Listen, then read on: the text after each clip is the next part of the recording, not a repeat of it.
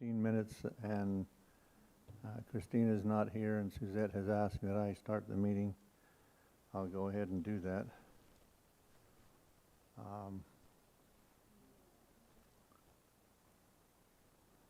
Ms. Haskey?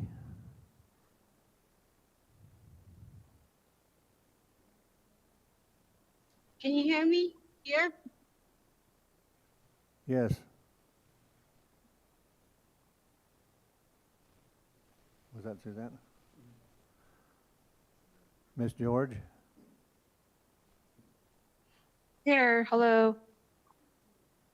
Mr. Montoya? Present.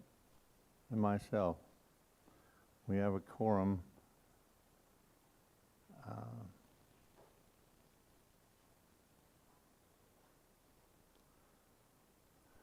Christina, are you on yet?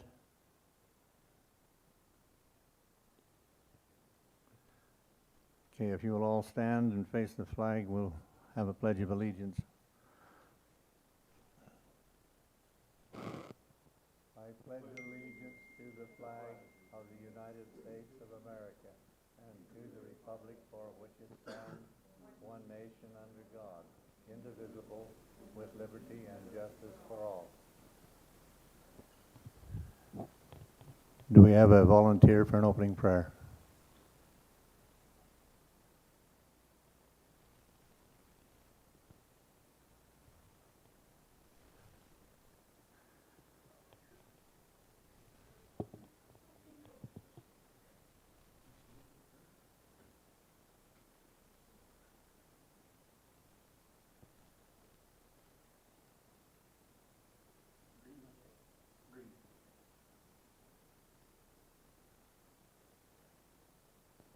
Good evening.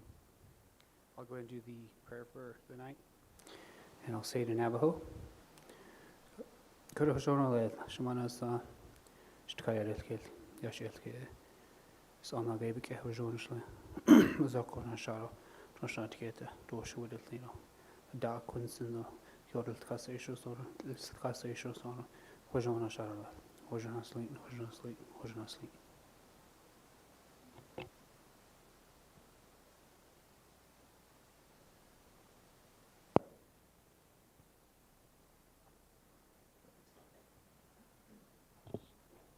Thank you, Mr. Deswood.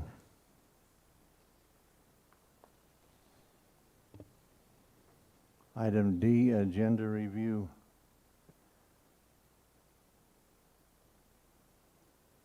Number 2, comments from the audience. Do we have any comments, Sharon? No comments from the audience. Board superintendent report. Board member. Don't we have to read it first? Yeah.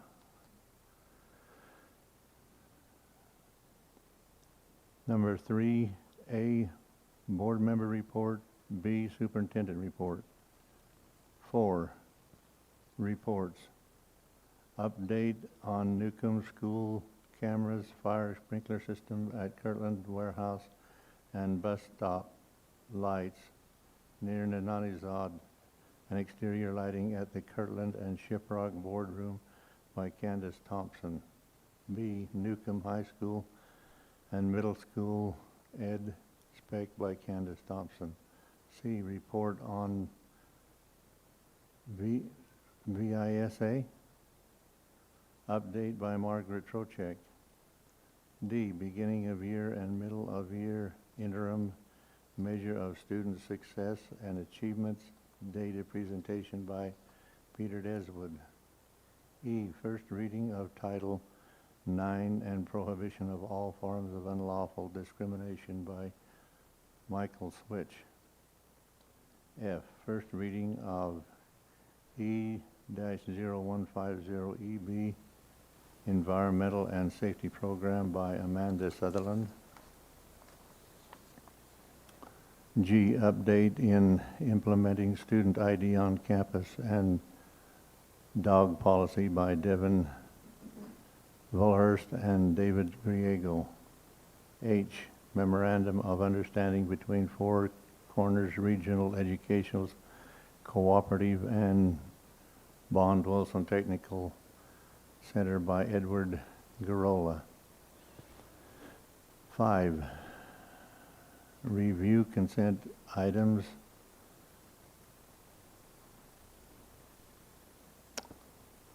and items pulled from consent agenda for discussion and/or approval.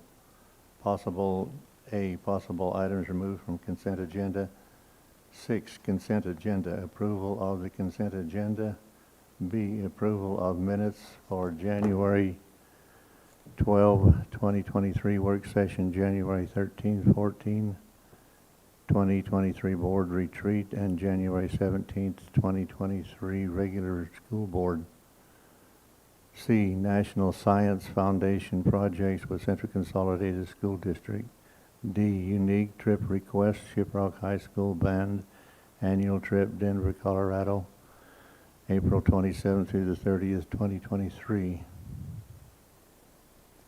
E, unique trip request, Newcomb High School Theater Broadway show, New York City, New York, May 17th through 22nd, 2023.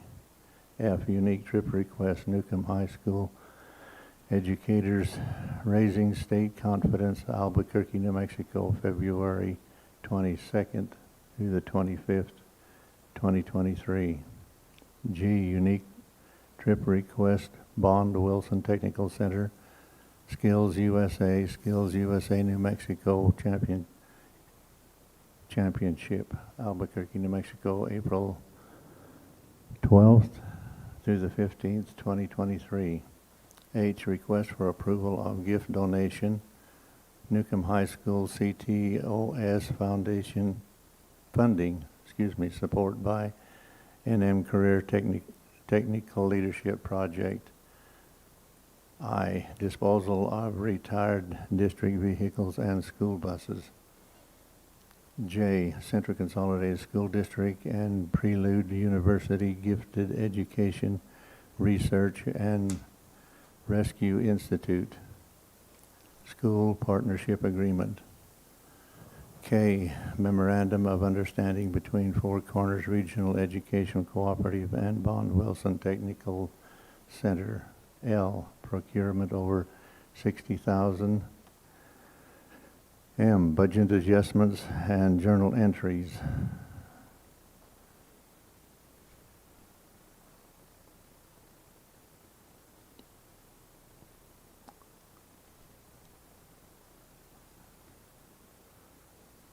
Seven, board and superintendent reports. A, board member report. B, superintendent report. 8, requested action items or reports for next meeting. 9, plus and delta, and 9A, plus and delta from board members.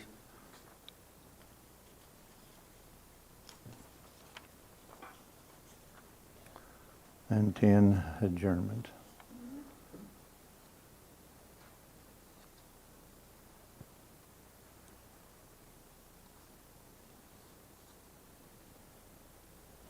Are there any comments or questions regarding the agenda from the board?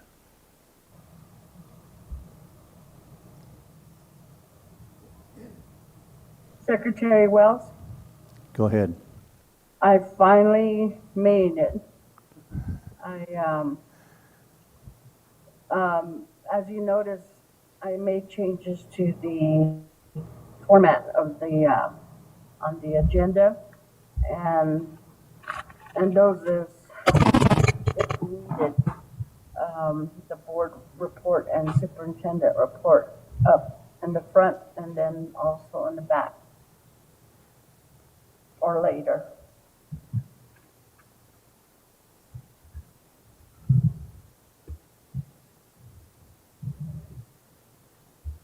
Okay.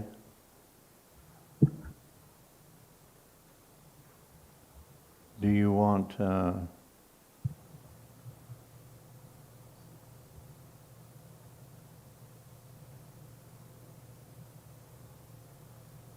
is there anything that you want pulled from the agenda then at this time? No. Where are you at on the agenda?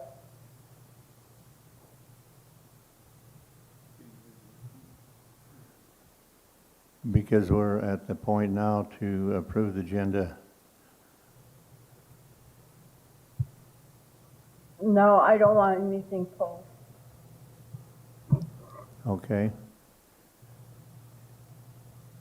Anything else from the board members?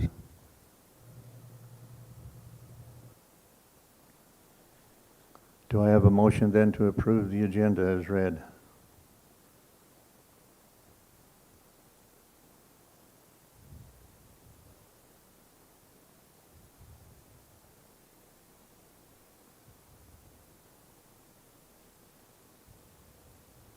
Make a motion to approve. Mr. Montoya has moved that we approve the agenda. Do we have a second? I second. Thank you.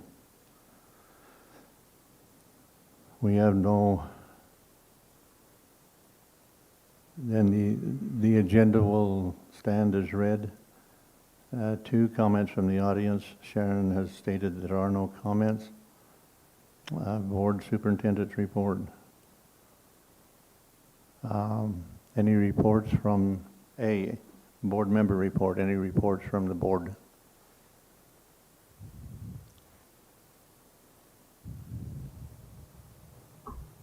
Secretary Wells, I have a report.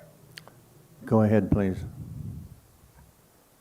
Okay, as we're here at National Congress of American Indians, today, this evening, went into discussions concerning climate change and heard all the presentations going on about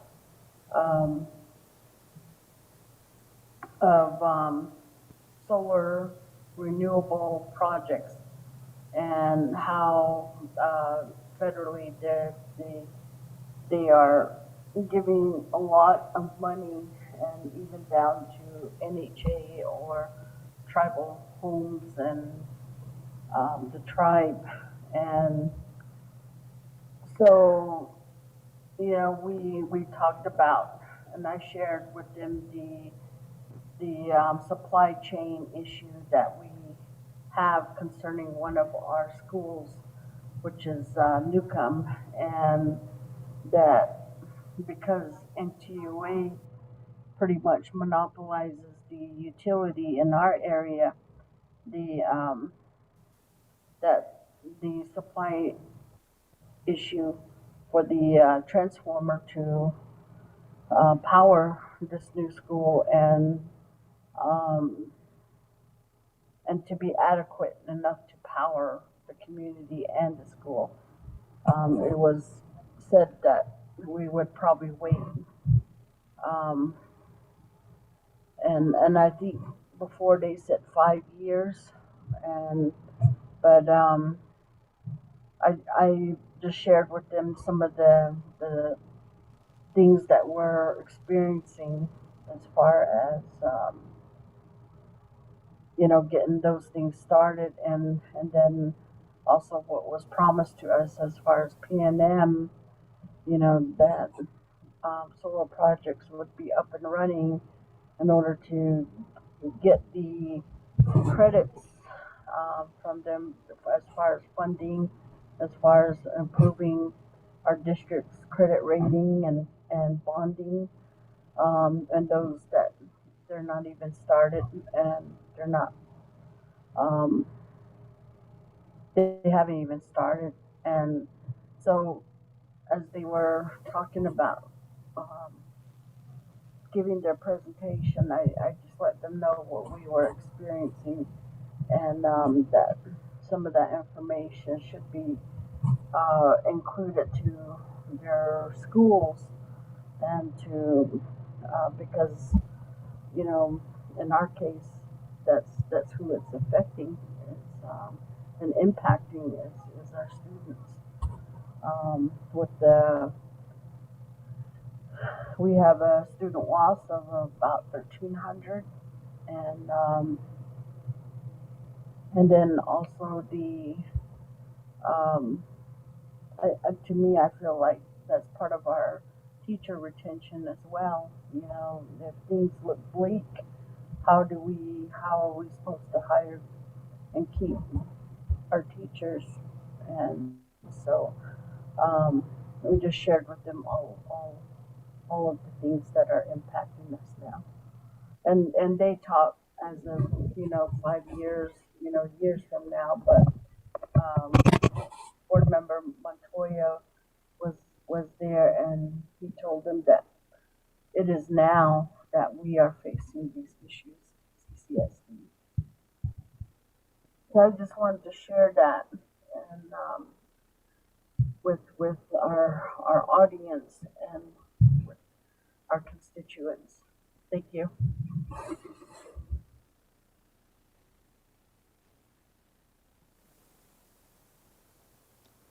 Thank you. Are there any other comments or reports from the board? Mr. Wells, Mr. Montoya?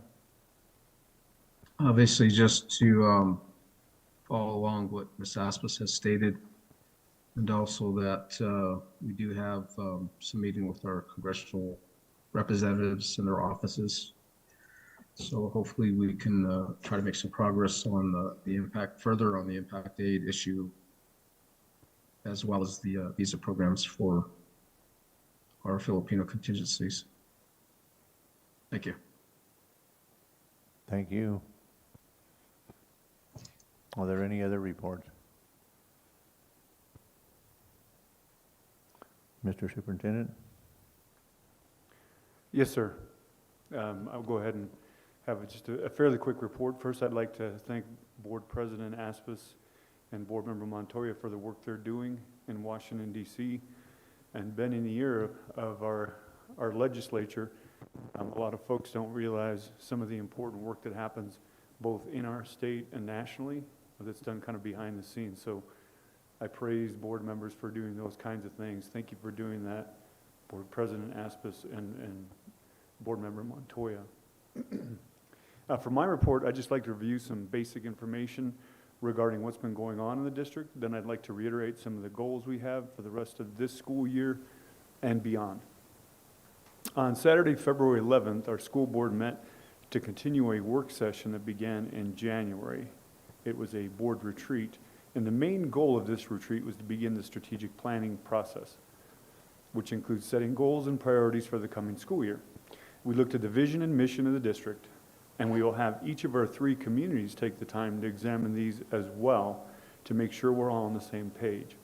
All 5 members of our school board are extremely dedicated individuals who want our district to be leaders in our state in terms of student achievement and staff retention and satisfaction. We will continue this retreat with the 3rd segment that will take place in late March, where we will finalize some of our plans for the coming years. The second area involves the New Mexico legislative session that's currently taking place and began, I believe, January 17th. There are several important bills involving education that we should all be aware of, and the most important of these involves our school calendar. Most of you know that our calendar committee has already met, I believe, twice and begun building calendars for the next school year. The problem is that we need to wait for the legislature to finalize a bill that would likely codify the number of hours that elementary and secondary students attend school each year.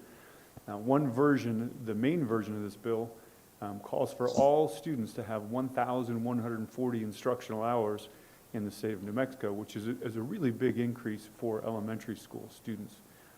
If this bill is signed into law, then our calendar options are probably going to be fairly limited because they must include those 1,140 hours. Another bill to pay attention to is one that would change graduation requirements for students entering high school.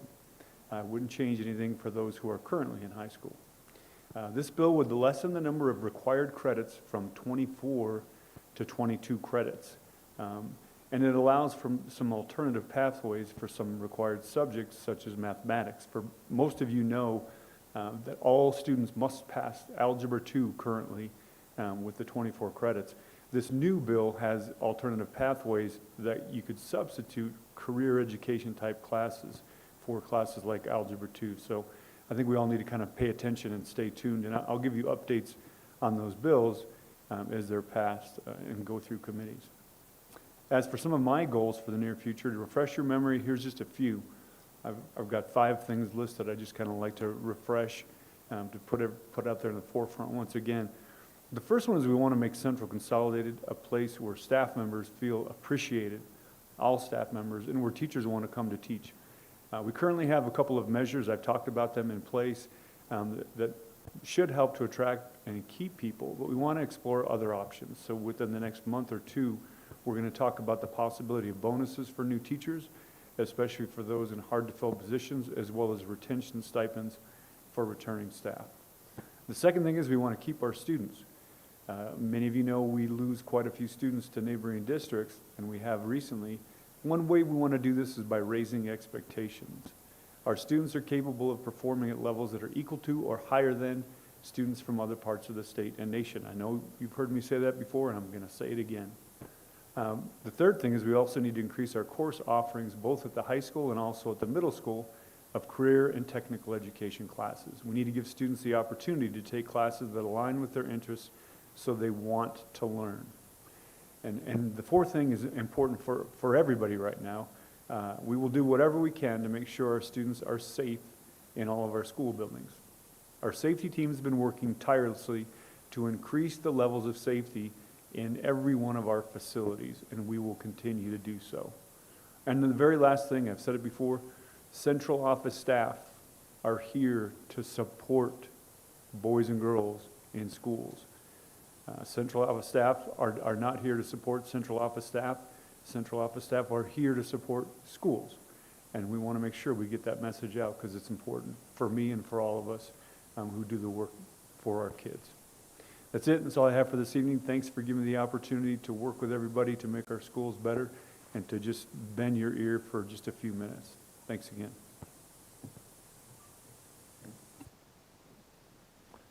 Thank you, Mr. Superintendent. Any further discussion from the board?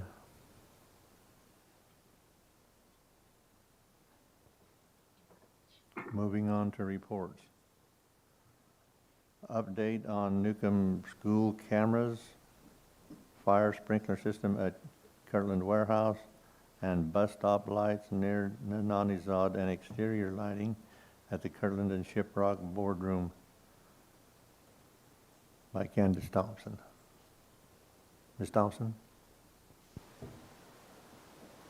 Good evening, community, board president, members of the board, Superintendent Carlson.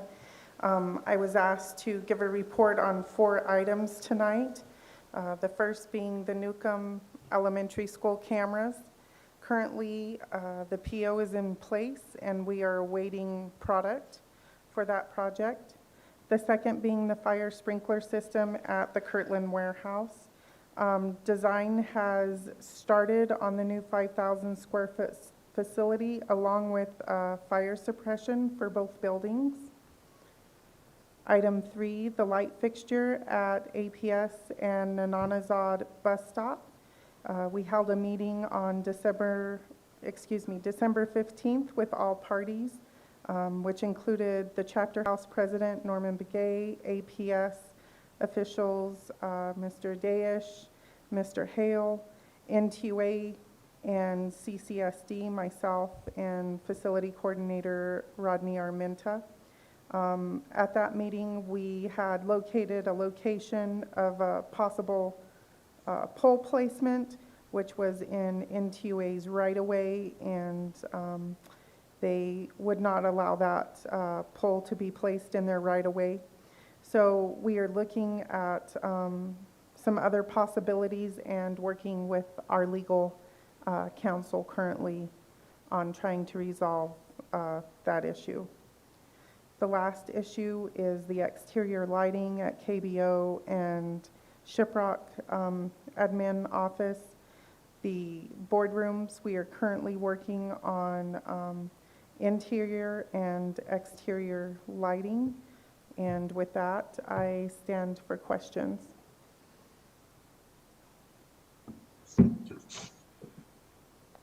Are there any questions from the board or Ms. Candace? Hi, I do have a question in regards to Newcomb or Go ahead. Secretary Wells. Okay, all right. I hope you can hear me, but I wanted to know more the timeline of when. So the PO is in for the Newcomb Elementary School. How long is it going to take for once the PO is in place? How long will the security cameras and so forth be put in place? Thank you. Vice President Haskey, members of the board, they have already placed that order, and we are currently waiting for delivery. I don't have an exact timeline on the anticipation of the product landing on site. I have this memo typed up and will email it to Ms. Sharon Ray to send out to the board members, and I will have that date updated on it, Vice President Haskey.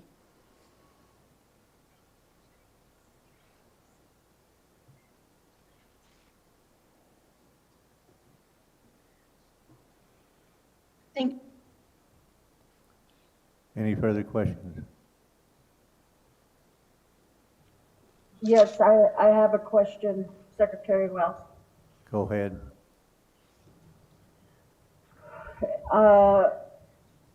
Back to the light in the Nanzad area.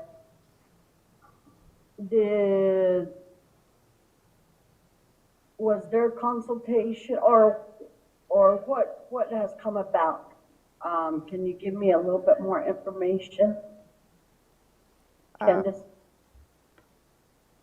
President Aspis, so what has happened currently, as I said, on December 15th, we all met out on site, looked at some possible locations, which unfortunately the locations that we looked at were within the NTUA right-of-way, and they will not allow a pole to be in that right-of-way.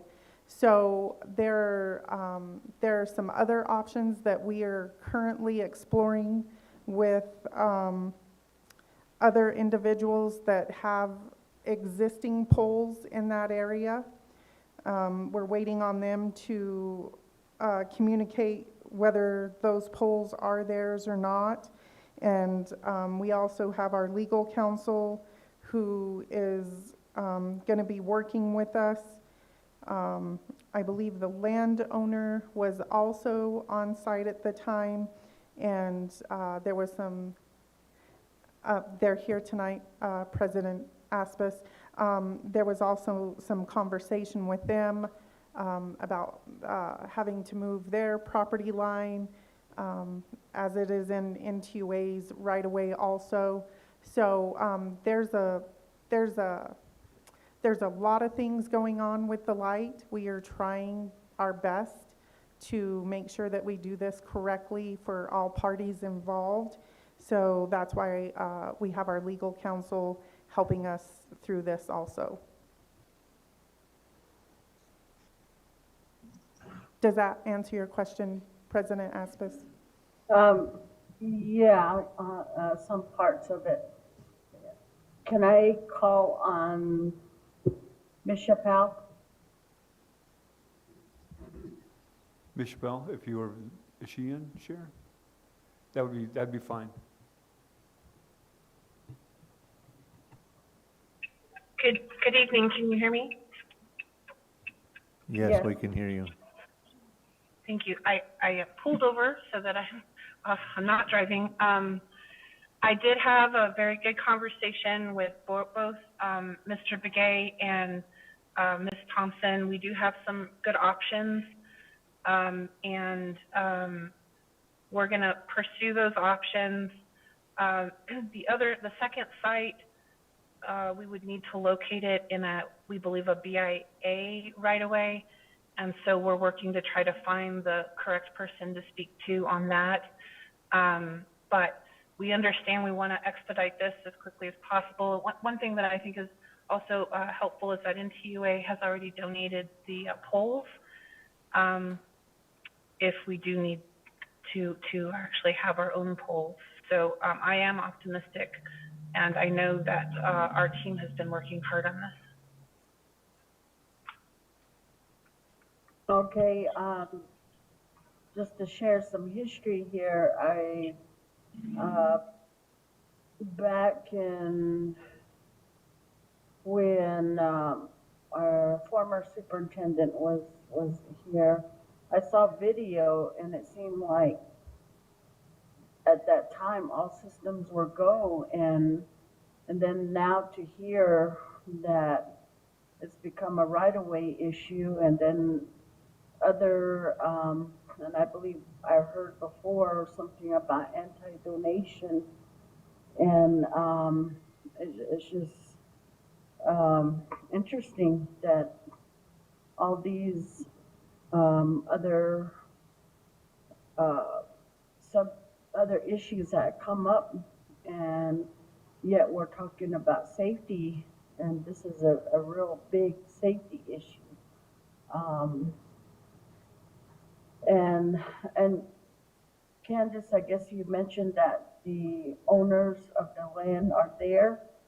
Um, I just really want them to know, um, and I would like to you know, just try to ensure them that we're working on this, and and that discussion, did that include the superintendent, Ms. Chappelle?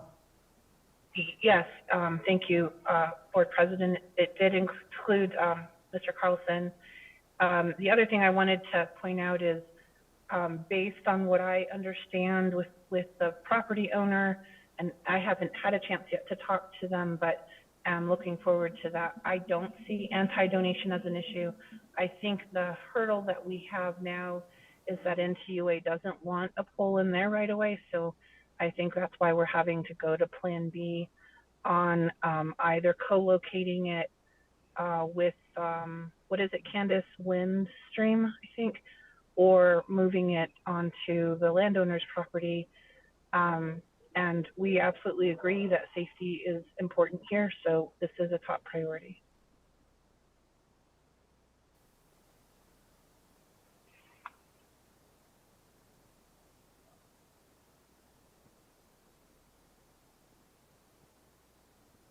And with that, I stand for any other questions.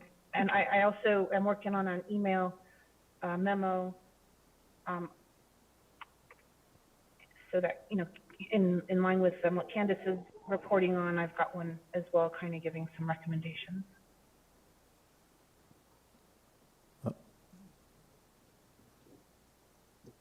Okay, we have a comment.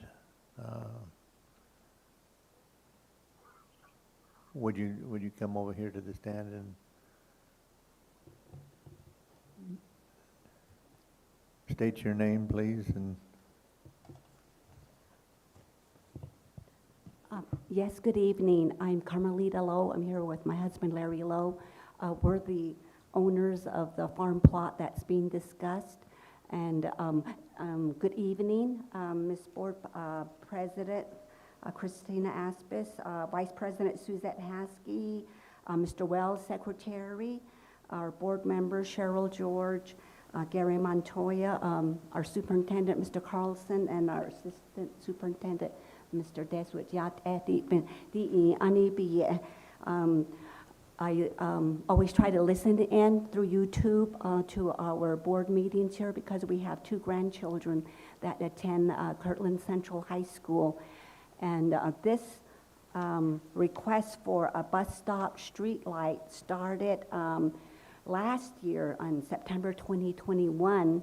So I just want to give a brief history of when this started. So the board and the district is aware of how long this process has been taken. So all of this started around March 2021. At that time, Ms. Aspis was the school board secretary, and she asked about the bus stop there near where the children get on the bus. And then on June 15th, then the transportation from CCSD gave a report on the bus stop. And then on September 2021, Ms. Aspis must have driven by early in the morning. The bus stops at our at the end of our farm lane at between 6:30 and 6:34. So that's when the students, the children get on the bus. And so most of the time during that period, it's dark. And then she noticed that the traffic was really high that early in the morning from the work that was being done over at APS, where those people were getting off work or going to work. And then, of course, there are signs says, to go slowly, but then most of the time the people that drive through there drive at very high speed. So Ms. Aspis became aware of the safety of the students. So that's the main point here for the safety of the children who attend CCSD, that there's safety for them in the mornings and then when they get off the bus. So then after Ms. Aspis raised that concern, and then so in October, I contacted Ms. Littletree from Intech for assistance and how to ask for a street light to be installed there. So then at that time, their community funds request deadline had passed. So then she referred me to APS. So then I contacted APS, Terry Daesh, and he sent me an email stating that APS is not required to install, maintain, or operate streetlights on the access roads that extends from the plant to the bridge. So then he referred me to the chapter. So then on November 2021, I wanted to know the name of the bus stop, so then when I'm talking to the chapter, they would know which stop. So I went to the bus barn, and they didn't have an official, bus stop number 1 or 2 in the Nina Hanazad area. So it's just, and it was, at that time, it was described as the north side, APS Road, and Nina Hanazad. So I asked, okay, so is that the 1st, 2nd, 3rd, 4th, 5th stop in Nina Hanazad?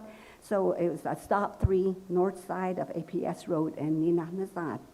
So then after that, then I sent a letter to the Nina Hanazad chapter planning meeting, and I asked for assistance on this project. And then the following week, I was submitted an official request again to the regular chapter meeting. And then in December, the following month, Ms. Littletree from Intech referred me to an entity out of Albuquerque that gave them quotes for the solar light unit and the pole, and the total for that was $6,307. Then the new year, January 2022, I submitted that quote to the Nina Hanazad chapter meeting. And then in February is when Ms. Aspis again brought the issue up here at the school board meeting, and that's when Mr. Benavides was giving a report to the Nina Hanazad chapter meeting. So then I brought up the issue again, and then he said, well, right after this chapter meeting, we can meet at the site, so which is what we did. So we met with Mr. Benavides and another gentleman, and then of course with our chapter president. And then so he said, yes, we'll get started on it. And this was back in February 15, 2022. And then again, Ms. Aspis brought it up, and Mr. Benavides said that they had checked out the site. So then time rolled on, and then by August 9, 2022 is when you became the superintendent, Mr. Carlson, and you had made a presentation to our chapter meeting online. So then I brought up the issue again. And then October, Ms. Aspis gave a report to the chapter meeting, and then that's when I brought up the item again. And that's when our chapter president told the audience and you that NTUA had sent the light poles to the chapter. And then after, I guess there's some more checking into the costs from different entities, that the cost was too high for CCSD to purchase the street light. So then time went on again. Then November 2022, we met with President Begay and Ms. Thompson at the site. And then there was the proposal to move the site from our farm area. So the corner of our farm area was our first thought, our first plan, because we thought it would make things easier, that whereas the owners would give permission, and then everybody else who's involved in all of this would, with their assistance, that it would be easier. But then on December 15th, when, as Candace stated, that we met with NTUA, CCSD, APS, and we talked about the right-of-ways and all of that, and took measurements and all of that. So that happened on December 15th. And then, so the new year, another new year, and then here we are. So then last Thursday is when Ms. Aspas brought up this request for an update on this project. And then, so this evening we are here talking about this project again. And then, so we have these different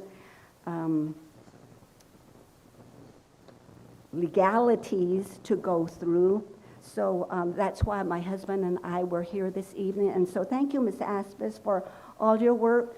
And then you're always reporting, even people that are not in your district, that they, concerned people like from Batapatot, they call you for these types of issues. We're getting our children to the bus stop so they can go to school. So anyway, that's what I have to say this evening. So thank you very much for allowing me to speak and give my timeline.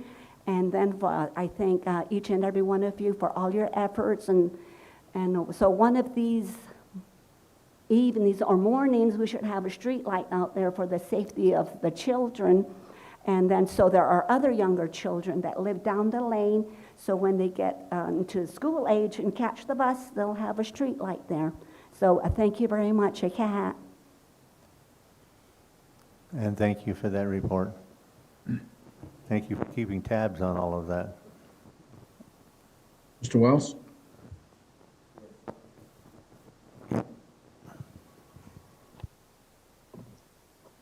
Go ahead. Yeah, if I may, Mr. President, make a comment. Go ahead.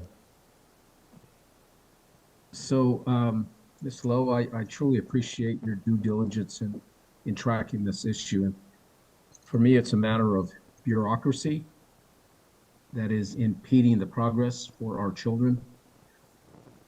Again, as was stated when it was first brought up about safety, I think the issue and concern really is the safety of our children, and the fact that the bureaucracy has gotten in the way of setting up a simple light pole for these children. To me, it's a pretty sad commentary that we have to drag this out as long as we have in order to protect our children for them just getting on the bus. So again, I appreciate your due diligence in doing this, and I just would hope that the adults that are in charge would see that and do the right thing. Thank you. Thank you. Anything else from the board? Yes, I have a comment. Go ahead, Secretary President. Wells. Go ahead, President. This is to Mr. and Mrs. Lowe, and thank you for attending. I wish I was there. And yes, your tracking report makes this seem like a big circus at the expense of your children's safety. And I do apologize, and all I can say is that we need to keep on top of this, Superintendent Carlson, and our legal counsel, Chappelle, and also Ms. Thompson. You know, I was really, and I'm pushing, and I'm hoping that we're proactive on this and not have something occur where we're reacting. it's been over 2 years. It's been long enough, and we need to get this done. Thank you. Thank you, Madam President. Secretary Wells, can I make a comment also? Go ahead. Thank you, yeah, Mr. and Mrs. Lowe. Thank you for really, for the timeline and all the work and effort you've given this project. It is very important and so I really appreciate that, and I appreciate the effort that has been put into this, and I really hope it comes to fruition. Yeah. Thank you, Ms. Haskey. Any other comments?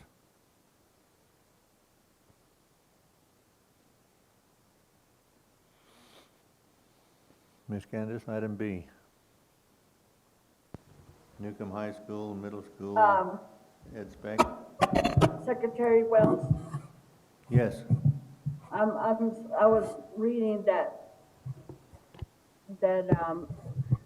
part, that I see on there too, the exterior lights from the boardrooms. yes, go ahead. Okay, and, where are we on that, Ms. Thompson? President Haskey, President Aspis, as I reported, I'm not sure what the original question was on Thursday that you had, but we are currently working on lighting interior and exterior at both boardrooms. Was there something specific that you were inquiring about? What we were talking about was the exterior lighting. As you walk out of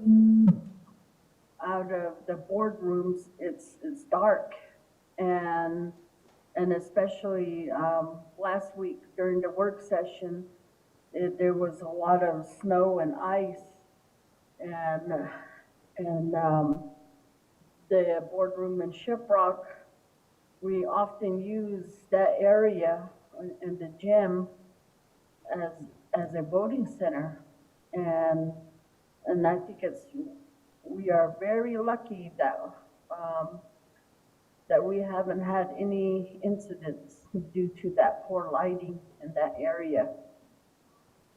And I would think that's something very much needed, not only for our administrators that work in that area as being a work site area, but also a voting area, and then also for the boardroom attendees. President Aspis, we have indeed upgraded the exterior lighting on that building at central office to LEDs. We can look at possibly adding additional LED lighting to help that. I know that there was a fixture that was out just outside the double doors. I believe that has since been addressed. But yes, we can look at adding additional lighting to that area. Thank you. You're welcome. Any other comments or questions from the board?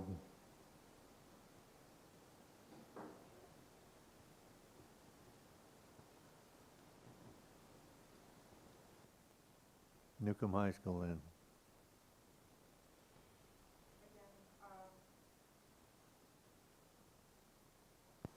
Sorry about that.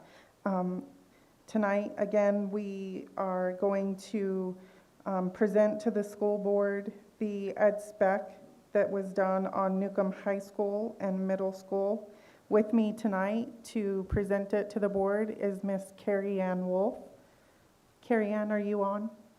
I am. I'm here. Can you hear me? Yes, We can. Great. And with that, I will turn it over to Ms. Wolf. Thank you. Good evening. I'm Carrie Ann Wolf. It's a pleasure to be here with the board, the superintendent, the community. Thank you for having us. I assume that the screen that we're looking at is Ms. Ray's screen, and my assumption is that when I say next slide, it'll be advanced. Is that appropriate, or should I share my, okay, very good. Thank you. So I'll start with just a brief agenda of the presentation and then dive right in. So as I mentioned previously, the presentation this evening is about 20 slides. It is a summary of the final report that includes the detailed information behind each of these items. So I'll first review what we call some existing conditions, what's the enrollment, the capacity of the facilities, a little overview of the current sites and conditions, and then a little summary about projections for teacher housing. And then we'll look at what are the specifications for the middle and high school, the space requirements, a concept for a site and a floor plan, and high-level phasing and budget. So next slide, please. So here's the process and timeline that we followed over the last number of months. Beginning in May of last year, we had conversations with teachers, and in June, we came out and did a review of the sites, both the middle school and the high school. And then we updated the enrollment projections in the last summer and fall as well. In the fall, we had 2 planning meetings, one in October and one in November, as well as a community meeting in November. In January, December and January, we worked on finalizing the documentation, and here we are with the presentation for you all this evening. Next slide. So we'll first start with the historical enrollment. When we look at any project, we need to look at what has the enrollment been doing historically over the last 10 years, and then look at the trends of that historical enrollment and how that enrollment gets projected into the future. So over the last 10 years, enrollment at the Newcomb campus has decreased by about 110 students. And since 1920 school year, the enrollment has decreased by about 74 students. And that's a national trend that we see happening in all public school districts around the country. We know that that in part is due to COVID, and we would suggest that you continue to monitor those numbers closely. I'll draw your attention to the lower right-hand corner of this slide, and each slide as we move forward. Those page numbers reference the document that was shared with the board.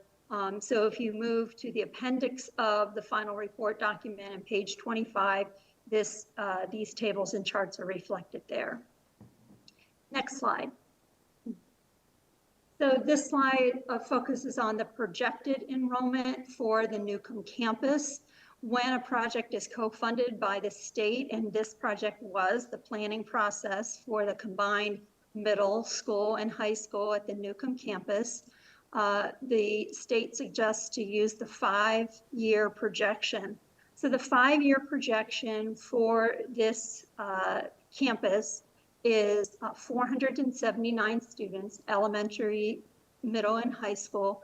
When we focus on just the 7th through 12th grade students, you'll see that I have a yellow circle around those numbers 5 years out. So we look at that 5-year projection, and that number is approximately 306 students for that 5-year projection. We use that number as the basis for the planning. We do know that because the historical enrollment has decreased, the projected enrollment is also, at this point, projected to decrease, and we encourage every district to review projections every year to ensure that as you move from the planning phase through design and through construction, those numbers are on target. Next slide, please.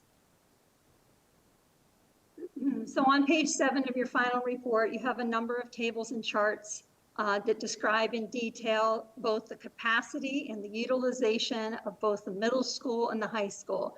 And the capacity is basically the number of students that a facility can hold, and the utilization takes that number and compares it against the enrollment. There are a couple of different capacity numbers and a couple of different utilization numbers that you'll see in the report. On average, the average capacity for the Newcomb Middle School is about 327 students, and the average utilization of those classrooms is about 45%. At the high school, the capacity is about 891, and the utilization is about 26%.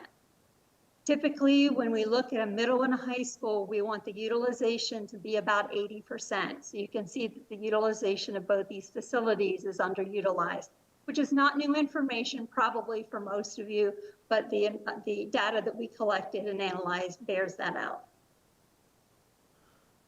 Next slide. So this page is just a summary of the site and conditions that we analyzed when we first were on your site a couple of years ago, and we reviewed those conditions again when we were there in the summer to indicate that both the elementary and the high school have significant structural issues, and the middle school has fewer structural issues. However, some of those systems do need replacement, and you'll see that contained in the report as well. So moving on to the next slide, we have a high-level recommendation for teacher housing. The teacher housing in large part should be a reflection of a percentage of your staff. And so when we looked at your current staff at the Newcomb campus and the current staff that is either currently in housing or would need housing should it be available is about 35%. And when we compare that to the projected enrollment and the number of staff that would be needed at that point, again, you're looking at housing for about 35% of your staff, which would mean that you would need about 34 units that are in good condition for your staff. Now, you have 39 units existing. However, many of those are in fair condition or poor condition. So we would suggest that you renovate or build new up to 10 of those units. And again, you'll want to revisit those numbers as your projected student enrollment changes and as your teacher FTE changes in accordance with that. Next slide. So to use the state funding, we need to also use state formulas to calculate square footages for the planned facilities. As I mentioned, we're using the 5-year projection, which is a number of 306. When we plan a facility, we also add then what's called a 10% programming factor. Generally, when we put students into classroom, they don't come into nice little neat boxes, and we can't put them into spaces just so. So we add another 10% on top of the 306 number to plan for actually 337 students. So when we take that 337 number and plug it into the state formula, it says we can build a facility that's the state adequacy of 63,810 square feet, which is about 189 square foot per student, which is generous for a middle school especially, and for a high school. Generally, a national norm would be about 150 square feet per middle school and 175 square feet per high school. So the 189 square feet is a generous square footage to plan for. So those were kind of our target numbers as we planned. Next slide. So looking at the table in the upper left-hand corner, there's 3 tables here, and I'll walk you through each one.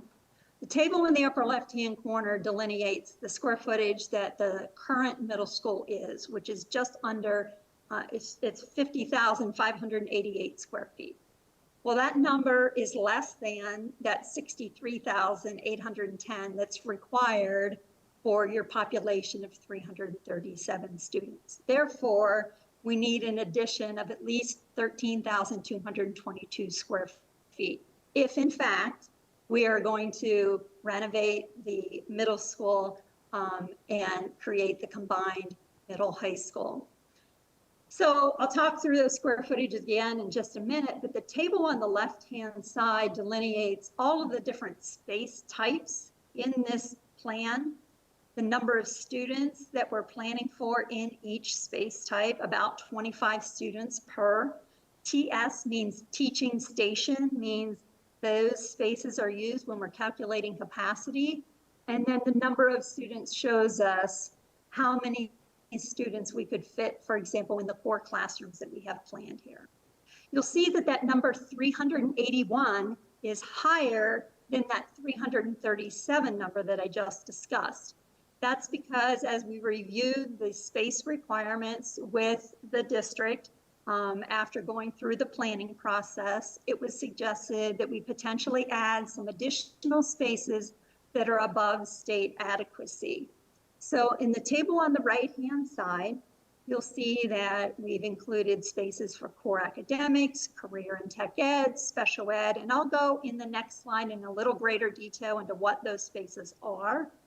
But you'll see here that I have performing arts highlighted and also special education there, or excuse me, physical education in bold. Those are 2 areas where we have included space that's above and beyond that 63,810 square feet, and it's above and beyond that 337 projected enrollment number. As Mr. Carlson talked early in his presentation this evening in a superintendent report, he was talking about, you know, increasing opportunities at all levels, especially at the high school level, to attract students or to at least maintain students in your district. So we thought it important to provide spaces, especially in performing arts and also in the physical education, that were potentially above state adequacy. And we've discussed with the superintendent and others, with Candace, about the potential of needing additional local funding for those items that are above adequacy. And I'll talk about that budget piece near the end of the presentation this evening. Next slide. So here's a bulleted list of some of the space requirements that are what I'll say are a little unique to this facility. So the first bullet here delineates, of course, we're going to have things that are beyond classroom storage, offices, and restrooms. Those are given. You'll have those throughout the facility. In addition to that, other spaces that we've planned for core academics are things like a Hogan, science labs, extended learning areas, and small group rooms. Some teacher spaces like a dining area and planning space. The blue bulleted items here are the CTE spaces that are planned, like welding and wood shop, agricultural exploration, clothing design, family and consumer science. And again, in the administration area, the green bulleted items here, are above and beyond. Of course, you're going to have offices for all the appropriate staff, restrooms, storage, etc. In addition to that, you'll have counseling space, social and emotional instruction space, and a health and nurses space. One of the things we'll talk about in just a minute is what is the thought or the recommendation regarding the current high school, and we'll talk about potential demolition of that space. We know that currently the current middle school does not have a cafeteria and kitchen, so it's a recommendation to construct a new cafeteria and kitchen for the combined middle and high school. In addition, adding special education spaces, again, beyond the typical self-contained space to create resource rooms, life skills space, therapy spaces, sensory cool-down spaces, and then a library, some additional unique spaces that you may not have at all schools, but at this particular school, a maker space for students, as well as audio visual recording and broadcasting space, a visual arts classroom, and then a gymnasium. Again, the kind of italics bolded items at the end of this bulleted list are those spaces that we discussed with the district that might be above and beyond adequacy based on the fact that many of these programs aren't currently offered or aren't currently funded according to state adequacy standards, but the district felt strongly that these spaces be provided for the students in the Newcomb campus. Next slide. So this is a very high level site plan. On the left-hand side, I provided a bit of a legend or a key Anything that's highlighted in yellow, I'll discuss as new construction. Anything that's highlighted in purple, we'll discuss as maintaining. Anything in green as renovation, and anything in light blue as being demolished. So if you focus first on the Newcomb Middle School, you'll see in just a minute one idea of ways that middle school can be renovated to accomplish combining a middle school and a high school on that campus. In addition to that additional square footage that's necessary according to the state standards of about 13,000 square feet, plus the items that are above adequacy, like the auxiliary gym and some performing arts spaces. That doesn't necessarily mean I have that light yellow square there, and right now I have it right over that main parking area. That doesn't intend to say that's where the new construction is going to go. It's just showing that those two items placed together ultimately will be the renovation of the facility plus some new construction. Behind the middle school is the current high school. The recommendation is based on primarily its condition and also its underutilization to demolish that facility. And then the space on the right-hand side that's highlighted in purple is the Skyhawks gym, and this recommendation is to maintain that. Next slide. So this is just a zoom in on that previous slide. Again, the thought of the recommendation would be to maintain the, to renovate the current middle school and to also add some new construction to achieve that additional square footage in those items that the performing arts and physical education spaces. Next slide. This again is just a zoom in on that first slide. This again, the recommendation will be to demolish the current high school and to maintain the Skyhawks gym. Next slide. So I want to explain just a little bit about what you're seeing here. I'm going to draw your attention first to the text that's on the left-hand side to emphasize and reiterate that this particular overlay onto the middle school site is just one example of how you could take those space requirements that I walked through and you could overlay them on this site.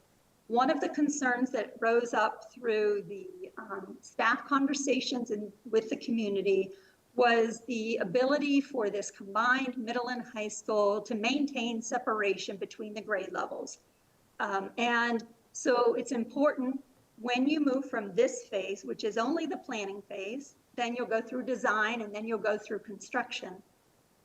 When you move to the next phase, which is design phase, and you'll see it throughout the document, the final report, that we've stated in a number of ways and a number of times, it's important to the community and the staff to maintain separation between the 7th and 8th grade and the 9th through 12th grade. And so one example of that is shown here, and there's many other ways to do it, and the design professional or the architect that you hire will have many other examples of how that can be accomplished. On the left-hand side here, we've shown how you could create 7th and 8th grade core academics on the first floor and 9th through 12th grade on the second floor of that academic wing. There are 3 options in that scenario for how you might place that cafeteria, that new constructed cafeteria and kitchen. An idea that bubbled up out of the planning lab was, wouldn't it be great if we could use that cafeteria all day long and design it in such a way that it could be used for small group tutor space as well as extended learning area space. So you'll see that delineated in the document and narrated as such that the staff and the community wanted to ensure that that cafeteria space can be used for things beyond breakfast and lunch, but also for potentially delivering academics. The yellow highlights that we have here, the auxiliary gym, the administration at the front of the facility, some of the CTE spaces, those would be recommendations of spaces that could be constructed new. And then the other kind of grayed out spaces would be areas that you could potentially renovate. Again, this is one way that this overlay of these space requirements could be placed on this facility. And as you move through the next phase, through design phase, is when the true determination of what's to be renovated for what and what's to be constructed new for what would be determined. Thank you. Next slide.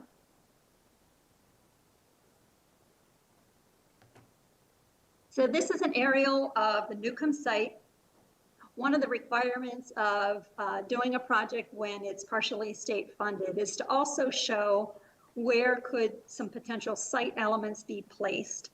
And so we had conversation during the planning process and also with the district about where could parking go and where could the bus loop go and play fields and so on. And as we move through those discussions, it was in large part determined that the placement of some of those will be in large part dependent on how the facility gets constructed and renovated. The location of the cafeteria seemed to be key for a lot of these exterior site elements. For example, dropping students off in the morning, one of the first things they do is have breakfast. So we want to make sure that they have direct access and entrance into the building through that cafeteria, but also throughout the day to have folks have entrance through the administration area. So you'll see on page 17 of the final report that we've created some narration that says it's important to consider all 4 of these elements as you're planning the site, as you're designing the site, and that the location of any one of these can affect, obviously, the location of any of the other. It was brought to our attention, I think, by one of the principals that however these are configured, it's important to maintain the parking near the parent pickup and drop off, but the elements of any of those could potentially be interchangeable. Next slide. So this phasing plan, again, is on page 42 of your final report, and it is a draft plan. It's a draft plan based on the current space requirements, based on that current conceptual floor plan. It will be tweaked as you move through the design process, which is the next step after this planning process. But just to give you a general flavor of what would be the timeline based on the work that you're currently doing at the elementary school, and then as you move into design, construction, and occupation of the middle high school. So you'll see that the first couple elements on this chart are design and construction of the elementary school, moving into design for middle school improvements, and then moving into construction for phases 1 and 2 of the middle and high school, and then finally demolishing the current elementary school, demolishing the current high school at the same time. By demolishing those buildings at the same time, there's potentially a bit of a cost savings, having both of those facilities being addressed at the same time, having that equipment on site at once, and then having teacher housing either be renovated or newly constructed after the academic facilities are addressed. Thank you. Next slide. So finally, the budget.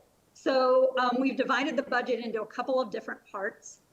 As I mentioned, this planning process is partially funded by the state, partially funded locally. And as you move through the design and construction process, there will be also potential asks of the state for design dollars as well as construction dollars.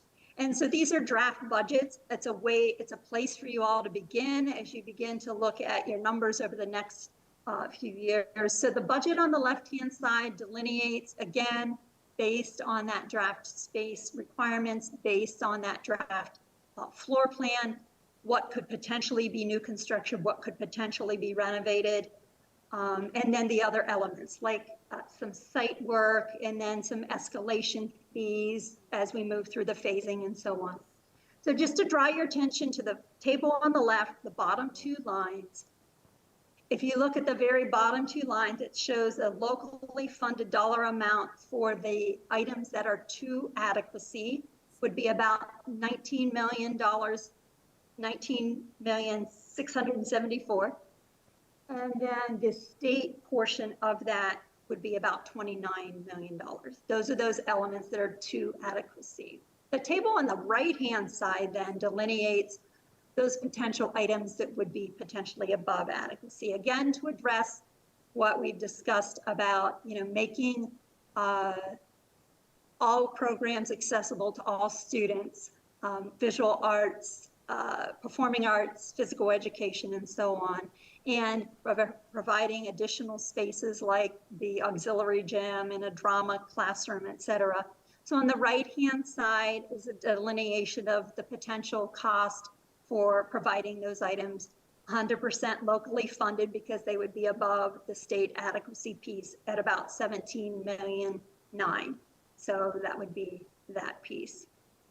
So the next two slides, if you could go to the next slide, this is a narration of what you'll find on page 47 of your report, kind of delineating what do you mean by minor renovation versus major construction. And to just kind of break it down, a minor renovation generally is modification or an upgrade of a single system, maybe electricity or maybe a window replacement package or something like that. Major renovation is usually the guts, gutting everything and just kind of leaving the foundation and the walls and the roof in place and modifying interior structures. The moderate renovation would be somewhere in between. It would be more than one system, but not quite as much as a major renovation. And then the others are the other percentage costs that we've included, like the soft cost, FF&E, furniture, fixtures, equipment, and so on. And then the next slide is delineate specifically, again, referring back to that space requirements and back to that draft floor plan that we discussed. Okay, so we have a kind of a high level definition of what is a minor scope. Specifically, what are we talking about minor scope here on this building and major scope here on this building, and that kind of delineates those. And so those narrations are contained for you on page 46 of your report. And so you have a report in your hands that is, I don't know, probably a few hundred pages, and we just wanted to kind of delineate, give you the highlights of that. Much of that report that you have in your hands is your district's preventative maintenance plan, which is a requirement for us to include when we complete a state-funded project. So thank you again for your attention, and I'll open it up for questions. And it's kind of difficult for me to see who's in the room and how this is flowing. So I'll be, if you could just alert me to whoever has a question, and that we can take it from there. Thank you.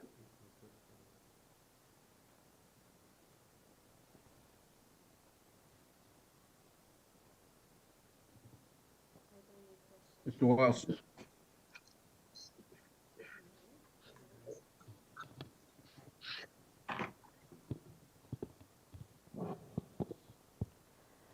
Board members, are there any questions? Vice President Haskell. Yes, go ahead. The numbers, I caught the above adequacy number of $18 million that the district would have to pay for. Was that the total for the construction itself? Because on the other one, to adequacy, there was 17 and then the 29 total. There we go.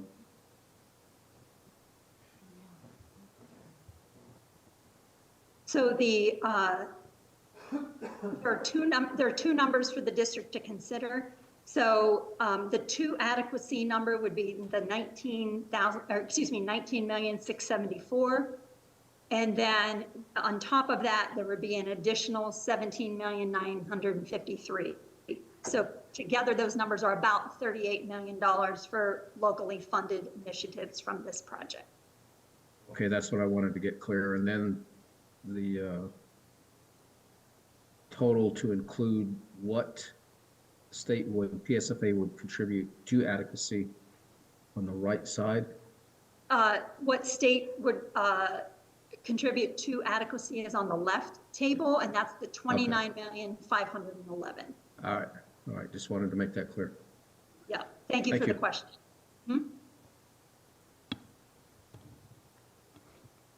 Are there any additional questions? Yes, I have a question. Go ahead. So, in all of this, I saw your maps and so in all of this was I don't know if it was shared with you, but, not we, but the community there wanted 6 additional classrooms. But we were told that our numbers weren't there as far as student count, and then also, one even said that we didn't have the teachers hired. And, so there was, we felt that was being too premature, having the teachers, but was that taken into account?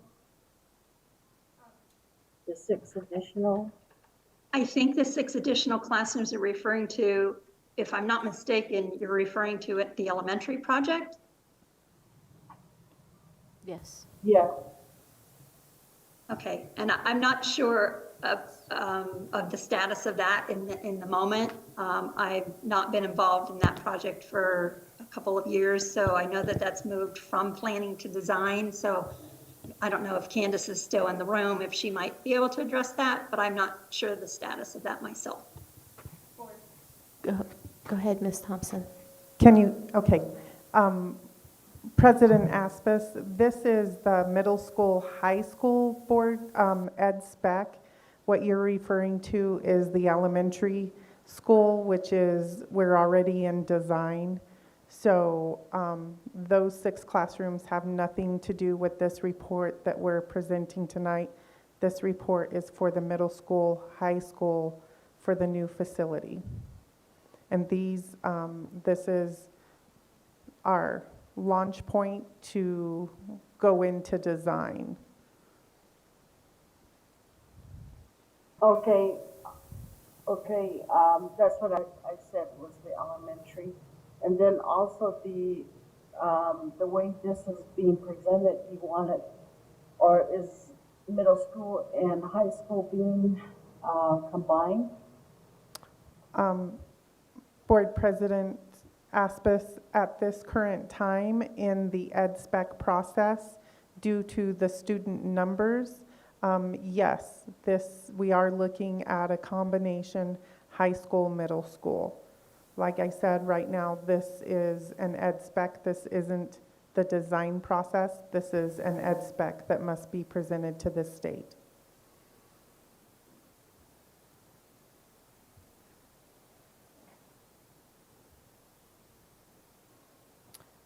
President, oh, go ahead. Have you found out any input from the community on how they feel about combining those? We did hold, Candace, if it's okay. Yes, please go ahead. Thank you for the question. We did have a community meeting as part of this process, and we did meet with the staff, and there is concern about the combination of the middle school and high school. We do know that currently the middle school students do travel to the high school for a number of classes, and there is concern about the combination. And so you'll see throughout the document, throughout the report, that we've suggested in a number of ways that as you move from this planning process into design, that there are a number of factors taken into consideration for how the 7th and 8th grade can maintain separation within the facility and at the same time have the same use of the full facility. So that will be a continuing concern and consideration as you move from planning into design.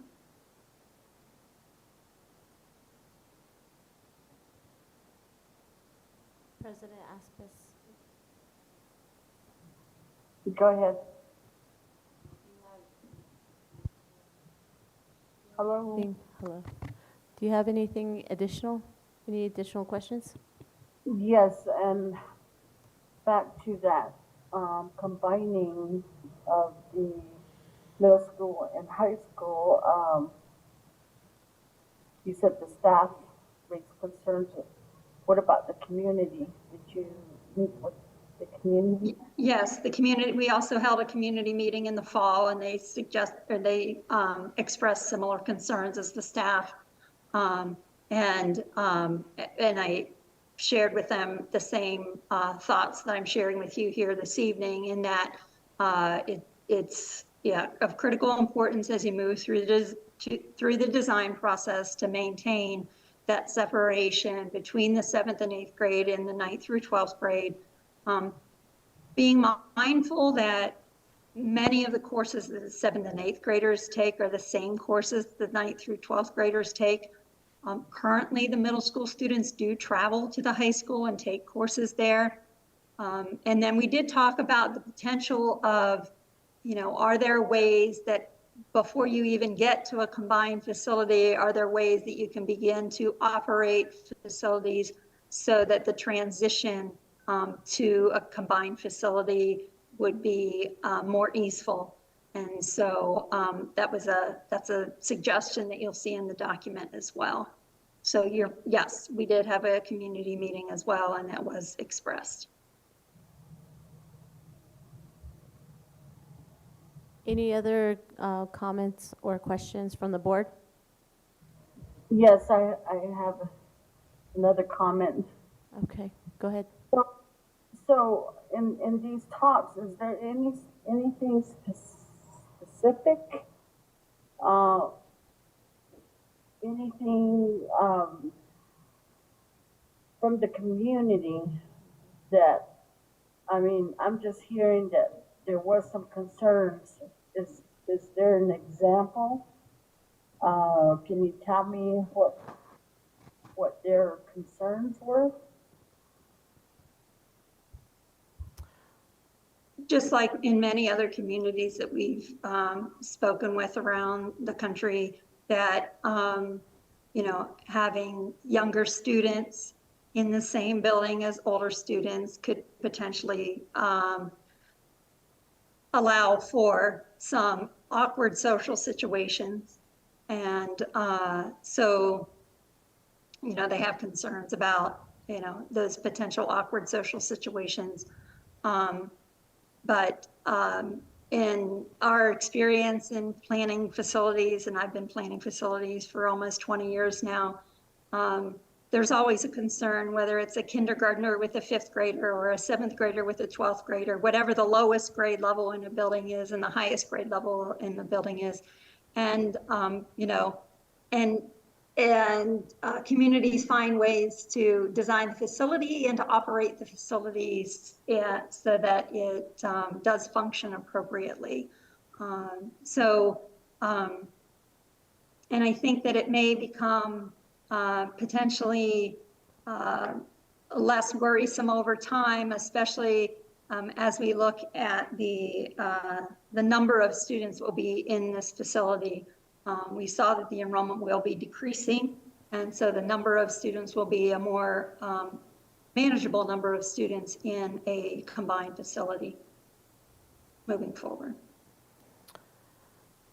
I like to, before I forget my train of thought, I'm going to add a comment to that. I was at one of those hearings, especially when the discussion was about combining Newcomb Elementary, middle school, and high school together. I know I heard from the community members that they did not want all the schools combined. And I share that same concern. I think it's more of a safety. It's not just awkward social situations. I think we forget that there's a huge separation in terms of maturity and the different things, the different levels of, awareness. So my concern when that whole situation was brought up was the school safety aspect, with bringing weapons or things like that onto school grounds. And that's still a concern that I have in regards to combining middle school with high school.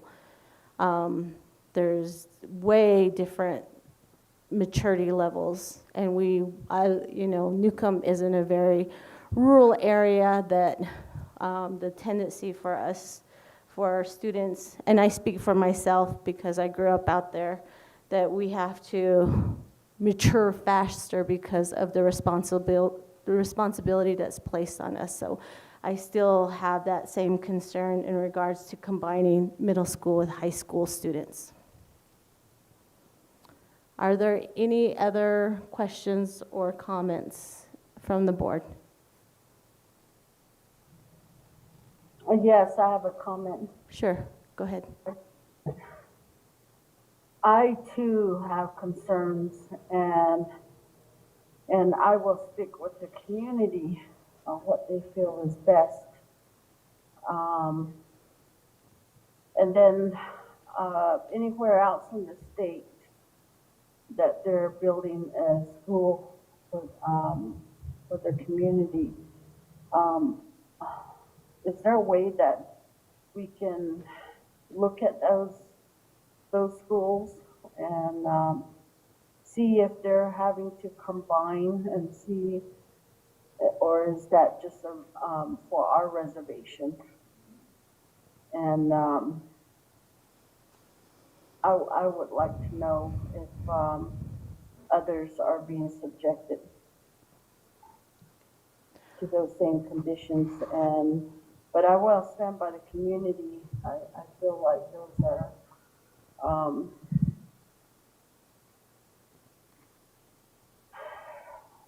I can certainly, I work with many districts around the state, and I work with the. Ms. Wolf, can you hold on Yes. just a moment, please? Go ahead, I'm Ms. sorry. Wolf. Go ahead, Ms. Wolf. President Haskey, I'll defer to Ms. Wolf because she's probably going to say the same thing that I was going to tell the board. Go ahead, Ms. Wolf. I'm sorry, it's a little hard for me to see and hear. I didn't mean to step on anyone's toes. But I was just saying, I work with many districts around the state, and also with the PSCOC and PSFA, the state agencies, and I can certainly be in touch to get other examples of other districts around the state that have created combination schools and get those examples to share with you all. I don't know, Candace, if I'm echoing what your thoughts were, if you have additional thoughts on that. Ms. Wolf, yes.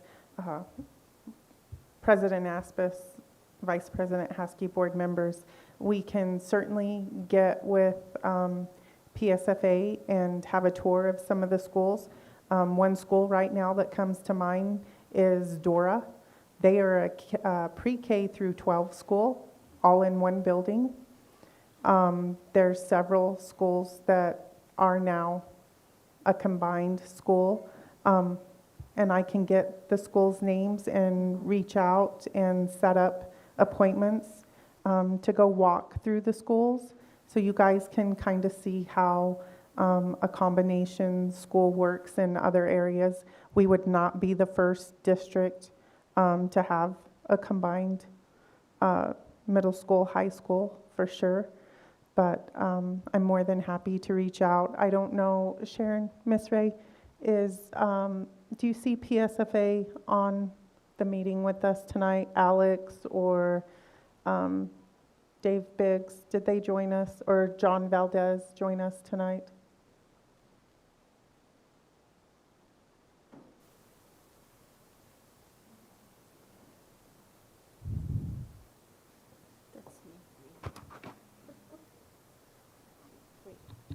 Let me see.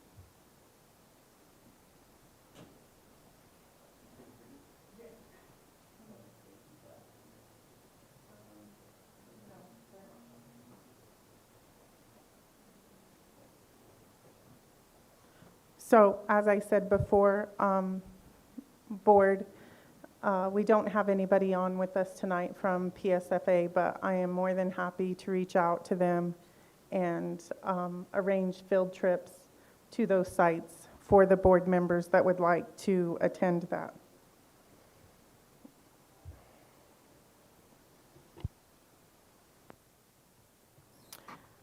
Could you also, Ms. Thompson, also provide data information in terms of successes, not successes, school safety issues, things that would be pertinent to this particular situation with the combined classrooms or combined schools, grade levels?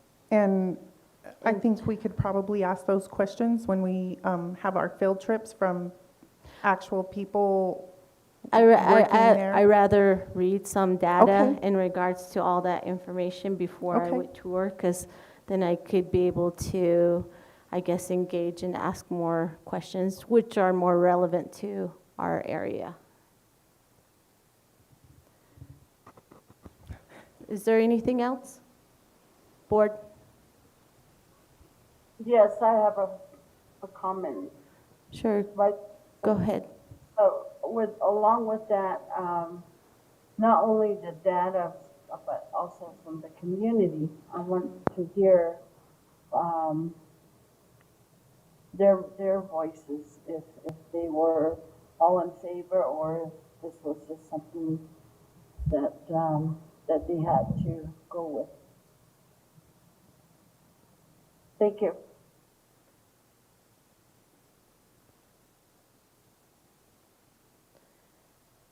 If there are no other questions, we'll move to C, report on visa update by Margaret Trocheck. Good evening. Board President Aspis, Vice President Haskey, board members, Superintendent Carlson, community. My name is Margaret Trocheck. I'm the HR Director at CCSD, and it was requested that we give an update on the current status of our J1 teachers and our H1B project. So the first part here is just a definition, just for the community. The J1 visas began in school year 17-18. And so it's been 5 years. We have 25 J1 teachers. Their visas are expiring June 30th, 2023. Their positions represent 1 guidance counselor, 1 preschool person, teacher, kindergarten teacher, 2 first grade teachers, 1 fourth grade, 1 fifth grade, 4 science teachers, 1 ELA, 6 math teachers, 1 FACS teacher, 1 PE, and 5 SPED. So far, we have, as of today, we just received a number of resignations from this group today. So we've received 11 resignations now out of this group. That means that we can get those positions advertised right away. And we have already sent out an email from HR requesting that we receive those resignations as soon as we can. We will be following up, hoping to get them by spring break. We also, in addition, have 5 more J1 visa teachers with visas that will expire June 30th, 2024. And those are 1 kindergarten, 1 first grade, 1 fourth grade, and 2 SPED teachers. In addition to that, we do have 5 newly hired J1 teachers to expire June 30th, 2025. And then they are eligible for a 2-year extension at that point. And they are 1 gifted, 1 math, and 3 SPED. For the H1B teachers, all previously hired H1B teachers have received green cards. 12 new visas have been allotted and budgeted, 8 to hire this school year, and 4 to hire for school year 23-24. 5 of the 8 new hires in process with anticipated hire date of mid-February. I think that's moved to March because we're right there. We're past mid-February. But 6 new hires in process with anticipated arrival date in March. And those are 2 music, 1 math, 1 ELA, 1 SPED, and 1 SLP. Funding, the total cost thus far for the additional, the H-1B visas, there's a premium process track. That's a fast track to get people on this school year, is $28,300. And we've got a purchase order with the vendor for $60,000. And this is a very specialized vendor. And so far, and it's something that I think the superintendent, the finance director, and others can discuss the funding. I learned today that we have to stay at that cap because otherwise we'd have to go out for bids, and this is a very specialized area. So I think that's something that we can continue to talk about so far as funding goes. Ms. Amrine is our human resources coordinator. She does a great job with all of the visa processing. She's going to begin on the 4 H-1B visas for school year 2023-2024. These are going to be processed standard. And let's see.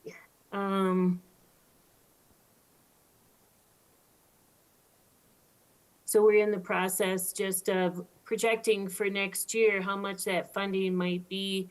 Our budgeting process is coming up shortly, and so we will be working hard to see what else we can do.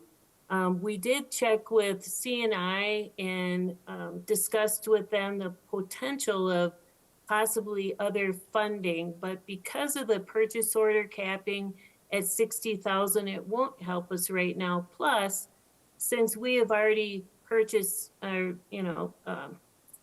fees were paid with operational dollars. If we tried to do it as a grant, it would be supplanting. So that's some data for you. And I think at the beginning, I may have skipped the definition part. Can you go back up there real quick? Because for the highlights there, I just wanted to mention for the community and anybody that's not as familiar with visas that the H-1B is a 2-3-year term and can lead to permanent residency. And then the J-1 is a 3-year term and can be extended for 2 more years. It's a visitor exchange, so the holder must return home for 2 years. And it does not lead to permanent residence. So that concludes my report. I stand for questions.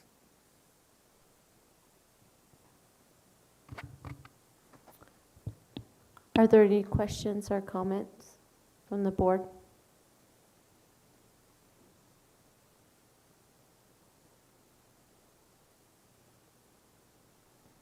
I have a comment.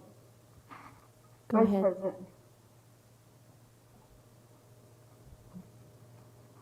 Go ahead, Board President. Ms. Trocek, I guess this, I was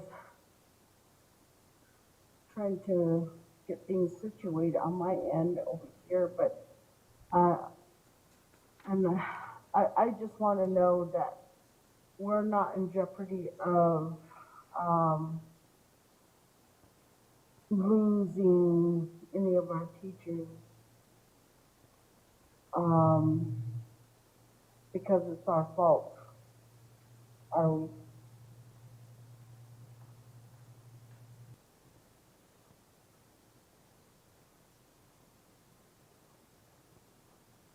Would you like me to respond to that, Board President?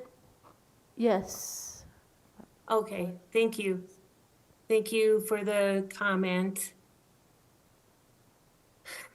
So, my reflection on that is when we secured that group in school year 17, 18, we needed to continue with enough J1 visas so that every year they would be replaced. And so every year a few would, retire, expire, and then we'd have other people to replace them. So we are going to have a gap here because for whatever reason, the decisions were made over the years not to continue that on and off. And so that is why we only have 5 expiring in 24. We were hiring like 5 or 6. And so I think that there's a few ways that we can compensate for the gap, and it's going to be a challenge. We're just going to have to keep working really hard at it. Not only are we attending job fairs and plan to hopefully have one ourselves, but last year we were competitive in the local area with our salary schedules. So let's say 4% is out there for the teachers this year for salary schedules. If the district does a little bit better, we're going to continue to attract more people. We can see the difference from prior years. We also have additional benefits to offer. I also think that it would be the district's best interest to have much more branding for the district and market all the great things that the district has to offer. And I think a combination of all of those things and more will really help. Thank you. That was my comment. Ms. Vice President? Go ahead. Ms. Trocek? Yes, sir. In regards to some of the things that you guys are doing in respect to the J1 visas or the H1B, I understand that there's obviously regulations to follow and to a certain degree limitations with these programs. Has anyone completely, totally delved into the J1 visa program and the H1B program to see if there are any other avenues within them to try to maintain the individuals that we have and to extend their stay?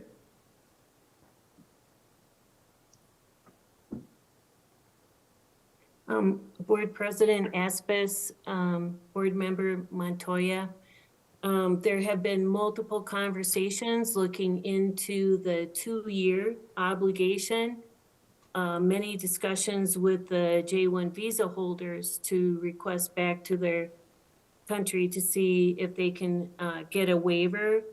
I was researching some things today. There were discussions back in 2021 about all of this coming up. I know that Mr. Venturina has been very active with Ms. Amrine looking into the whole visa program and avenues that we can go down. But we will continue looking for avenues to help the situation, and we would love to retain every teacher. But there are the regulations, so. I understand that. I've actually been spending the day looking at those regulations, and there are a few things that actually stand out that I'm going to present to our congressional representatives tomorrow. And I'll give a couple examples. Under the J1 visa qualified employment, there's an EB-1 employment first preference that actually signifies and points to education as justification. There's also the BB-1A, which is work of extraordinary ability petitions, or there's a J1 visa waiver exceptional hardship pursuant to the 2018 Yazzie Martinez lawsuit, which I'm going to present to them. It doesn't say that in that statute, but it's up. Yazzie Martinez falls under this exceptional hardship that the federal government or the U.S. Department applies. And then that would also include a statement from the interested governmental agency, which is obviously the CCSD Board of Education.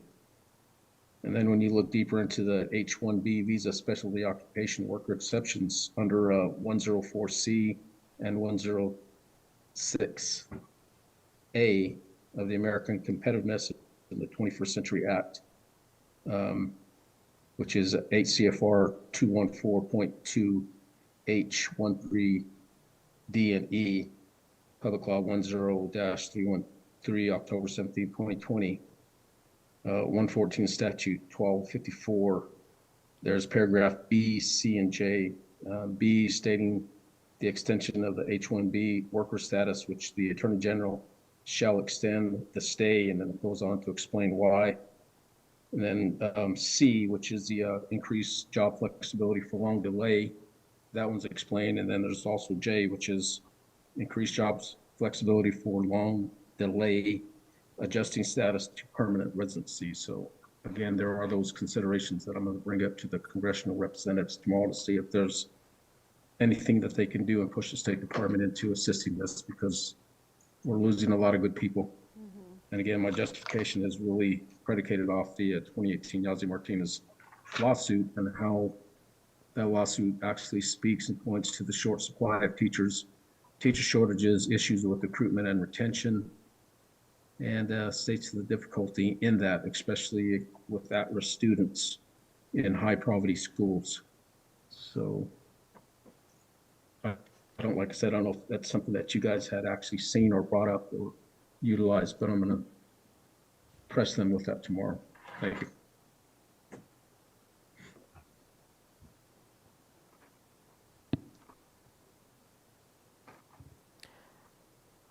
Are there any more questions or comments from the board? Vice President Haskey, I have a comment. Go ahead. Of the teachers who are going, leaving, if they wanted to come back, are we going to support that for them?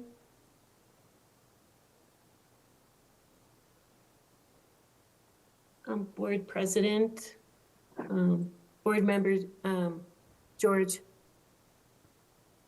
We have had an example of one teacher and that is planning on coming back so far. I mean, we're just, that I can recall at the moment, and we definitely are interested in them coming back. So we're having that discussion about that and what that means. It's not clear to me yet if we would do an agreement or what have you, but there have been some emails going back and forth, and I believe that the superintendent would like us to continue to work with those teachers so we could have them back. That's Okay. what I know about that. So how does that look? How does that plan look as far as hiring them back and being supported by that H-1B? How does that plan look? Secretary George, I believe that would be with the J1 visas. They're the ones that have to leave for 2 years. H-1B, that's not a concern. That plan has not been developed yet, so that can be on the plate to work with the superintendent on what that might look like.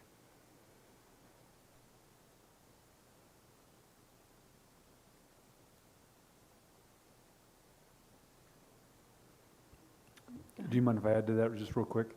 Vice President Haskey, members of the board, I would say that all those teachers who are leaving, that if they do have to leave this year, that we would give them preference if they're wanting to come back, if they're able to get involved in the H-1B process, especially those teachers who have spent their entire tenure with CCSD. We would definitely want to give them that preference and that nod of appreciation. Also, do you mind if I make one more comment? It's official out in Newcomb, Kirtland Central 55, Gallup 53. Congratulations, Lady Broncos. It took a District while. champs. That was a totally quick, off it. yeah. I quick apologize shift. for straying from the agenda, everyone. Well, thank you. Are there any additional questions, board members? President Husky, I just have a comment. Yes, go ahead. Mr. Superintendent, thank you for that information, and I think that I agree with you that we could offer them, preference, and if they wanted to come back and as appreciation for their service that they have done for the CCSD. Thank you. I concur. If there's nothing else, any additional Ms. Haskey? questions? Yes, go ahead, Mr. Montoya. Yeah, the only unfortunate about them returning to their homeland and coming back, it's not a guarantee that they'll end up here. So I just want people to be aware of that. I mean, obviously we can try to do whatever we can to ensure that they do, but the process in and of itself does not guarantee that they're going to end up back here in New Mexico or in New Mexico within CCSD. But obviously it's imperative that we do whatever we can to keep them because they've been enculturated to a good degree and understand our kids for the time that they've been here. So I concur as well. Thank you. I appreciate that because I think we owe a huge debt to our teaching staff. So hopefully you're successful, board members Montoya and Board President Aspis, while you're out there. If there aren't any additional questions or comments, we will move to D. Thank you, Ms. Trocek. We'll move to D, beginning of the year and middle of the year interim measure of student success and achievement data presentation. by Thank Mr. you. Good Didley. night. Wow, that's a big picture.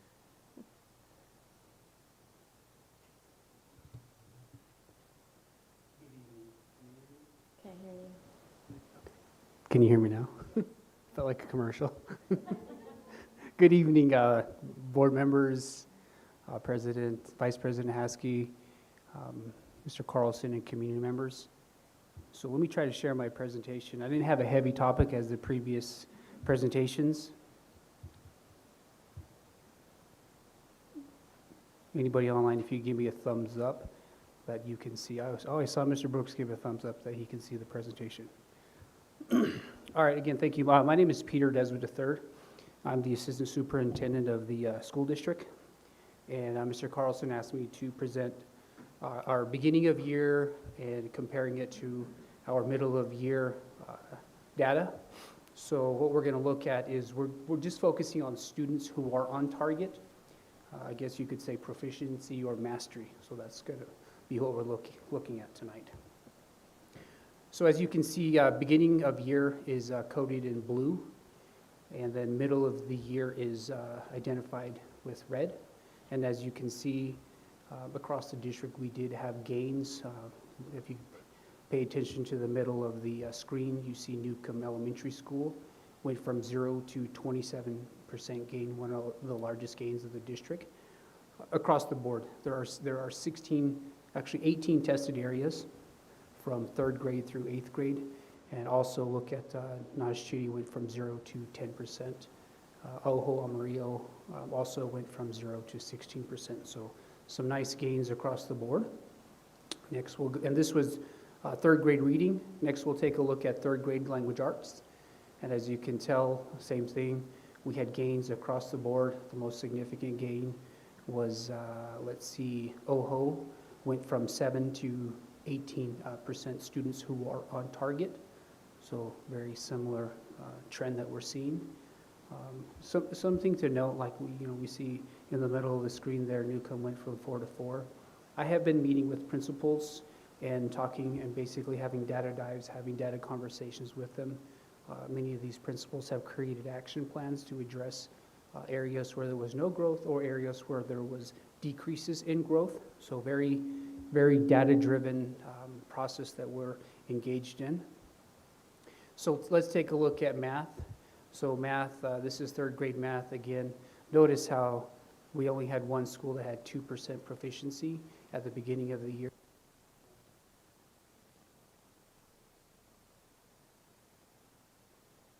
I turned off.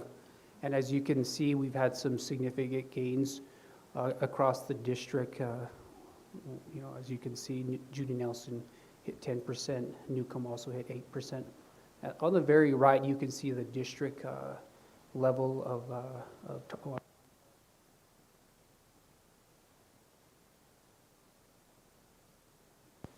I think my battery's going out. I guess they don't want me to hear. Because the data actually speaks for itself whenever you look at it. This is very common throughout. Thank you, Mr. Carlson. Very supportive. By the way, Mr. Carlson has been very supportive of the work that we are doing district-wide with all 16 schools. So now let's go ahead and move to fourth grade. Again, very similar with the exception of Nash Chitty, where we had 0 to 0 beginning into middle of the year. But as you can tell, we've seen growth right there in Newcomb. We went from 8 to 32%, and also Eva B from 20 to 42% students on target. And that's for reading fourth grade. And district, on the very right, you see we went from 8 to 24%. Now let's take a look at the language usage, again on target, and very similar to what we've seen in previous slides. There's definitely some gains across the district. There's a couple areas where we did decrease, and like I stated before, I have met with these principals, and we do have action plans in place for each of these schools. And I think something that's very important is there's a lot of areas for celebration, and that's one thing that data is used for, is to celebrate those growth areas. We may not have had growth in some areas, but of course those are areas that we need to work on. And like I said, we do have action plans in place for these schools who did not show a gain or stayed steady. Again, district-wide, we went from 14 to 19%. Now we'll look at math as well. Notice there was a lot of areas where there was 0% gain at the beginning of the year, and then we did gain throughout from the beginning to the middle of the year, and we went from, as a district, from 1% to 4.6% of our students who are on target. Let's look at fifth grade, very similar trend again, positive growth across the district. District-wide, we went from 17 to 22%. Look at the most significant gain looks like it's going to be Kirtland Elementary School, who went from 27 to 36%, which is about a 9% increase. Newcomb Elementary went from 33 to 40. And I'll just highlight some of these that look a little bit more significant than others. Fifth grade language usage went from, district-wide went from 21 to 22 overall, and then Newcomb went from 20 to 30%. That was 10%. We had a couple schools that did have a decline, had a negative students on target. Fifth grade math, again, district-wide, we doubled when we went from 5 to 10. I think one thing that I wanted to mention as well is that when our schools write 90-day plans, we look at where our students are at the beginning of the year, and according to the New Mexico Public Education Department, they say that a stretch goal is 10%, 10% to 12 or 13%. So if you look at these, many of these schools have met that mid-year goal of 5 to 7% increase.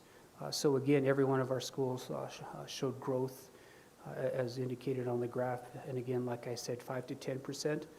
If we would have wrote a goal for the district for this particular, we would have met the mid-year goal of that 5% growth to have a 10% growth by the end of the year. Sixth grade reading now, again, for the most part, we went from 12 to 14 as a district. A couple of schools did have some decreases, and like I said, I've met with the principals and the actual grade levels.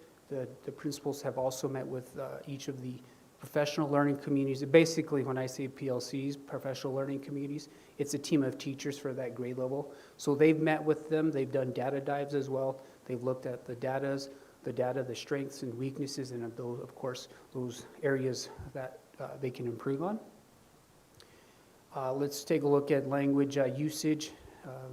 We did have a couple schools that had a decrease in proficiency, but for the most part, we went from 14 to 22%. So district-wide, we did grow. So that's kind of what it looks like. By the way, another thing that we look at is we can look at programs. What programs do we have in place? And of course, when I meet with principals, I do say, based on this data, you can use this data as whenever you write your 90-day plan or make adjustments on your 90-day plan, this might be an area for you to focus on. For example, if those professional learning communities aren't working collaboratively, they can use that as justification to send a team to a professional learning community training to get them trained on how to work together more efficiently to benefit students. Sixth grade math, as you can tell, there's some significant gain, 10% district-wide. I have a question, real quick. Yes, go ahead. In regards to teams, you mentioned teams, Mr. Deswood. Where do the academic coaches fall into this plan? So academic coaches, you mean the coordinators? I know that we have like 17, 11 academic coaches at the district office, right? No? Or maybe they're called something else. So the coordinators, so what happens is our coordinators and our instructional support staff at the district office will go in and help. If a principal requests support for how to view data, then we have some coordinators that will go in and support teachers in professional learning communities, PLCs. I'm trying not to use any acronyms. But PLCs, they'll work with them on how to read the data, what to look for, and then our new teachers, they'll support them in how to look at the data, how to create action plans based on the data that they're seeing when they view it, how to categorize our students into groups, our multi-layered support system, level 1, level 2, level 3, so on and so forth. Also working with teachers on how to do some small group reteaches based on students who are not on target. But keep in mind though, you see we're only looking at the on target group, but if we look at our students who need support, Mr. Carlson sent a message out last Friday. He said that we had some schools that went from 90% down to one school that went to 19% that needed support. So that's one of the things as well that our coaches or our coordinators help within the school is how to look at data, how to use these programs, how to read the data, how to look at item analysis based on these programs. Basically just support. It's definitely been a team effort that we're seeing the results of this data here. Oh, they also help with 90-day plan, implementing 90-day plans, how to write 90-day plans. Yeah, so those are some examples. Did I answer your question? Right. Thank you. I have a question. Go ahead. So, Mr. Deswood, in regard to these coaches or these coordinators, are they content experts? Yes, sir. Some of them are. Some of them are reading experts. Some of them are experts in coaching or how to read data.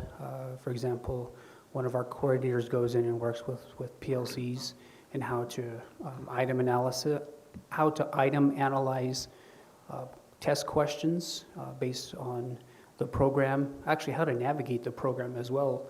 I think one of the big things that we've been working on is, like Mr. Carlson said, customer service, right?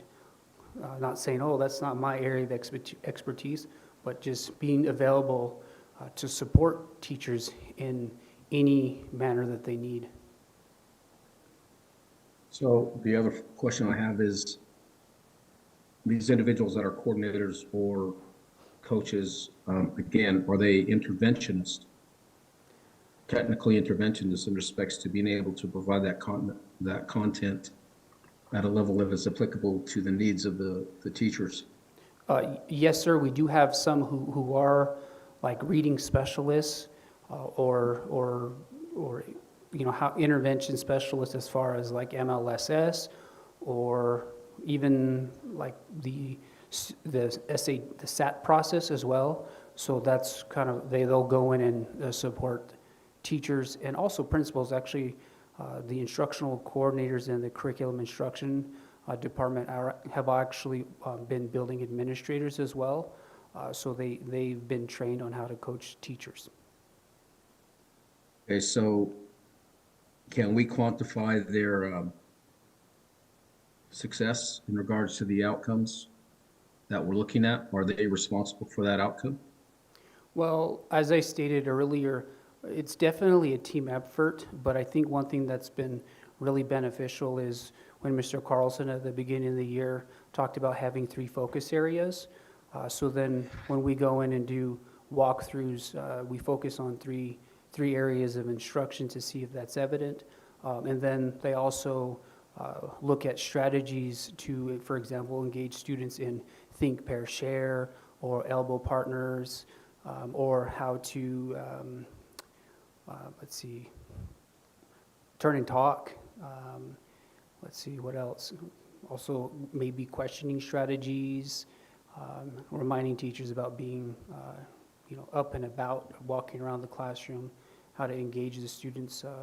So yeah, so I wish I could say they're responsible for X%, but that's why I'm saying it's a team effort, because when we have a common language or a common focus area, then we're focused on improving instruction in incrementally. But then again, they also help and support with 90-day plans. And I think one thing that's really important is, you know, there's a common theme in business and in education about, you know, what gets measured gets done. So with emphasis on that, we're tracking data and we're going to re-engage in having data conversations. The teachers are starting to see, actually some of our veteran teachers have said, oh, I'm glad we're recommitted to looking at data again.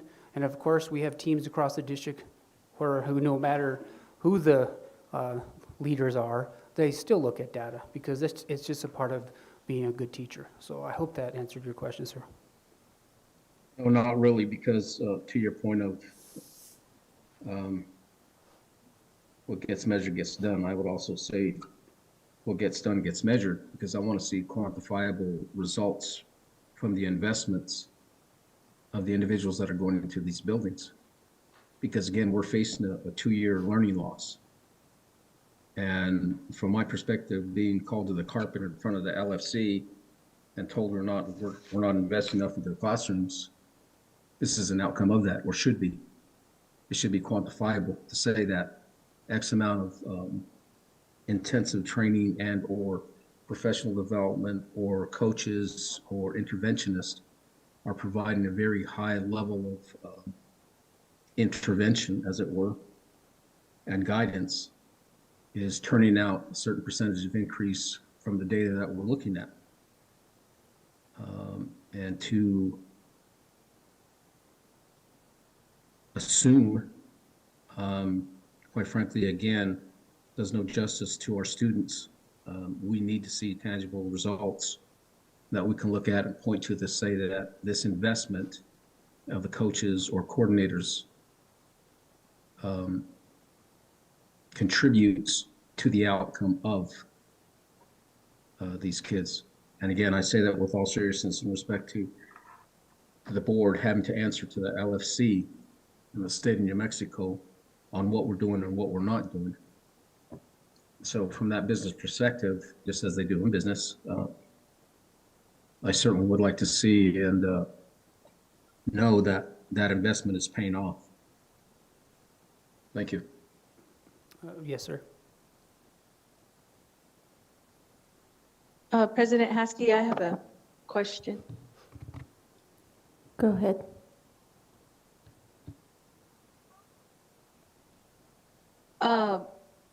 Mr. Deswood, I think having the academic coaches or the reading and math interventionist at the schools can bring more support to for the math and reading.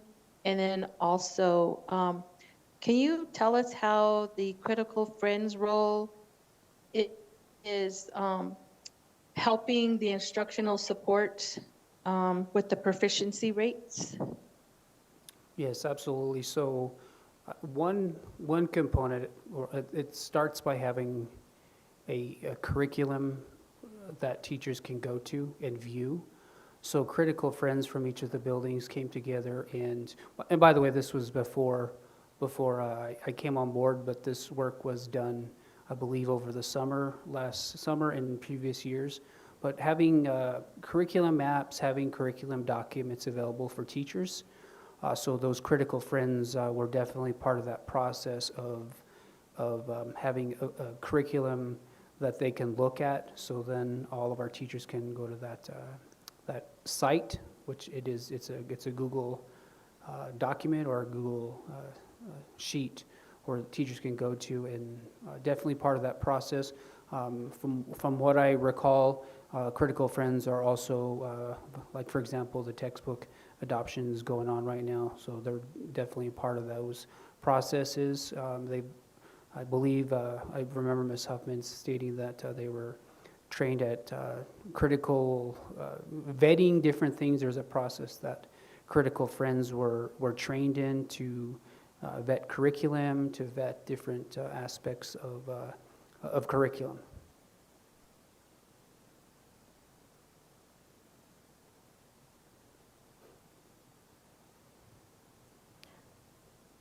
Ms. George, does that answer your question?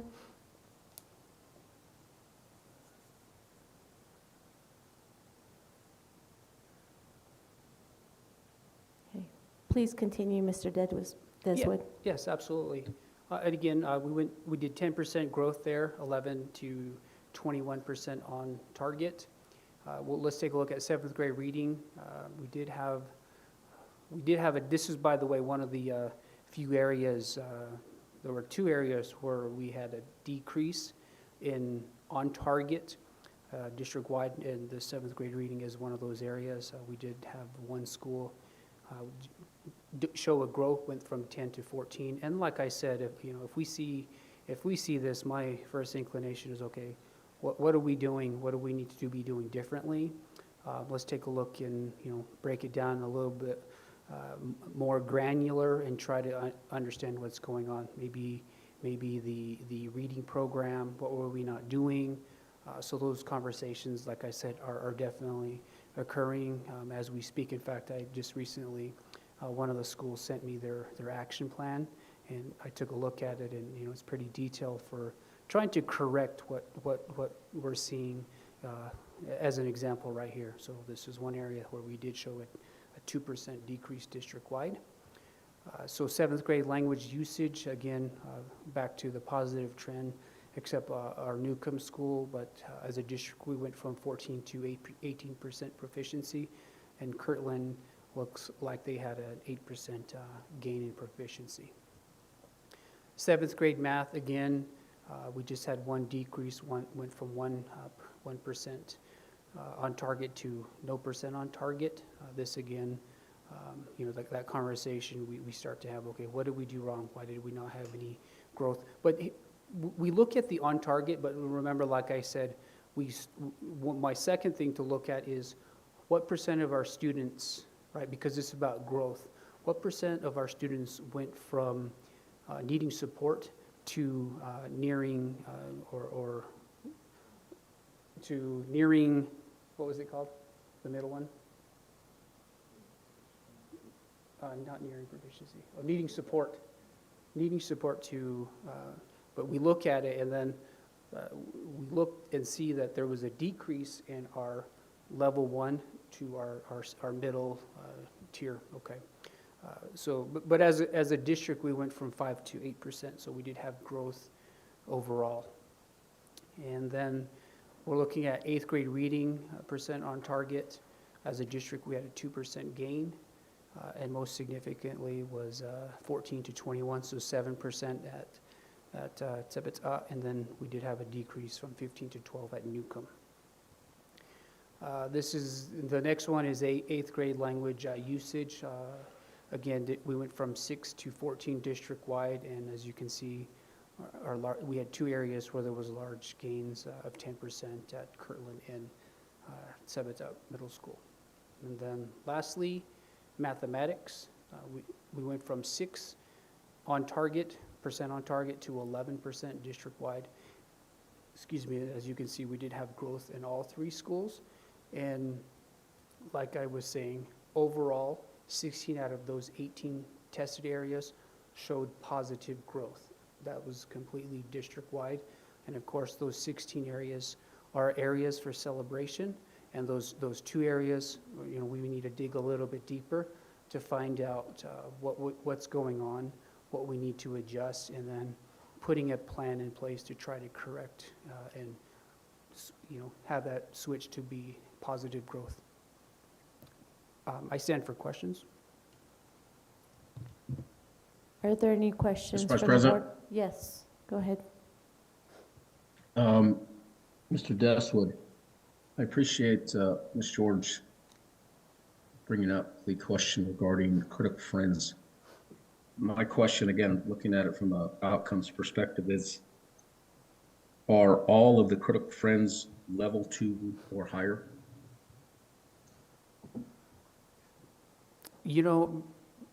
I believe so. I don't know 100% if all of the critical friends are level 2 or higher, but to be instructional teacher leader, definitely have to be level 2 or level 3, probably more than likely a level 3 or a veteran teacher to be a part of that critical friend group, which is essentially they're instructional teacher leaders.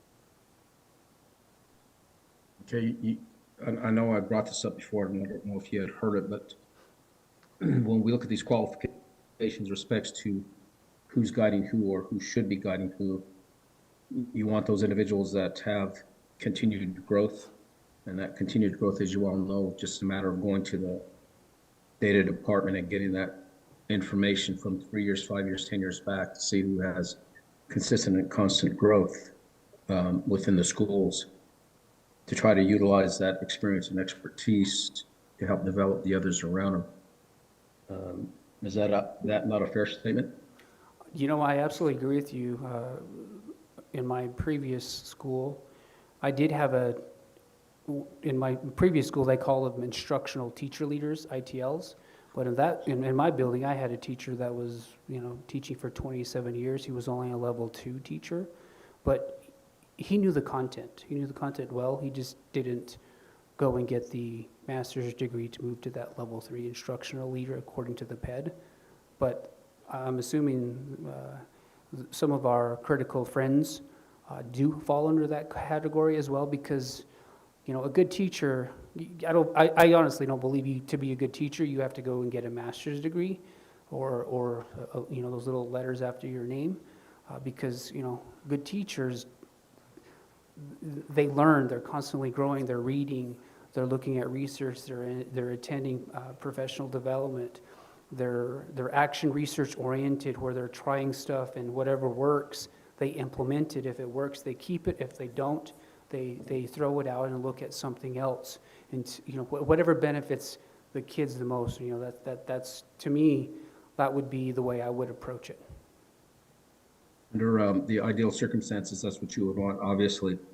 And certainly I agree to your point of that it doesn't take a master's degree to be a very proficient educator who understands how to communicate. And to me, that's the important part of it.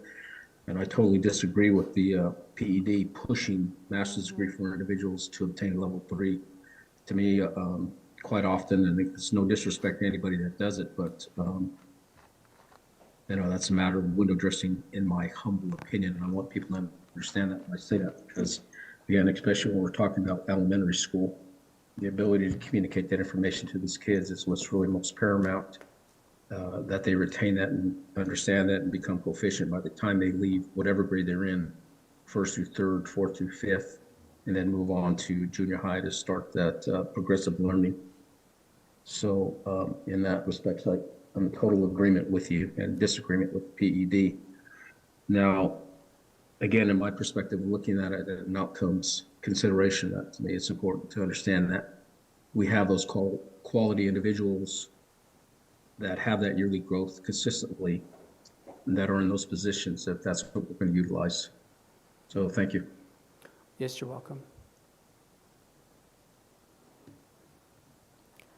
Are there any other questions for Mr. Deswood? If not, we will move on to E. Thank you, Mr. Deswood. First reading of Title 9 and can't even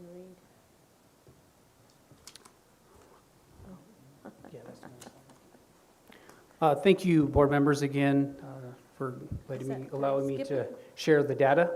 It is me. Coach Switch is out in Newcomb at the basketball game between Kirtland and Gallup. So, and Mr. Carlson took the comment I was going to share about the game. But again, I'll go ahead and read this, Title IX and prohibition of all forms of unlawful discrimination, okay? So Part 1, non-discrimination and equal opportunity notice. The Central Consolidated School District, CCSD, is dedicated to providing equal opportunity to learning and employment. A, CCSD does not discriminate on the basis of age, ancestry, color, disability, gender, identity, genetic information, national origin, race, religion, serious medical condition, sex, including pregnancy, sexual orientation, spousal affiliation, or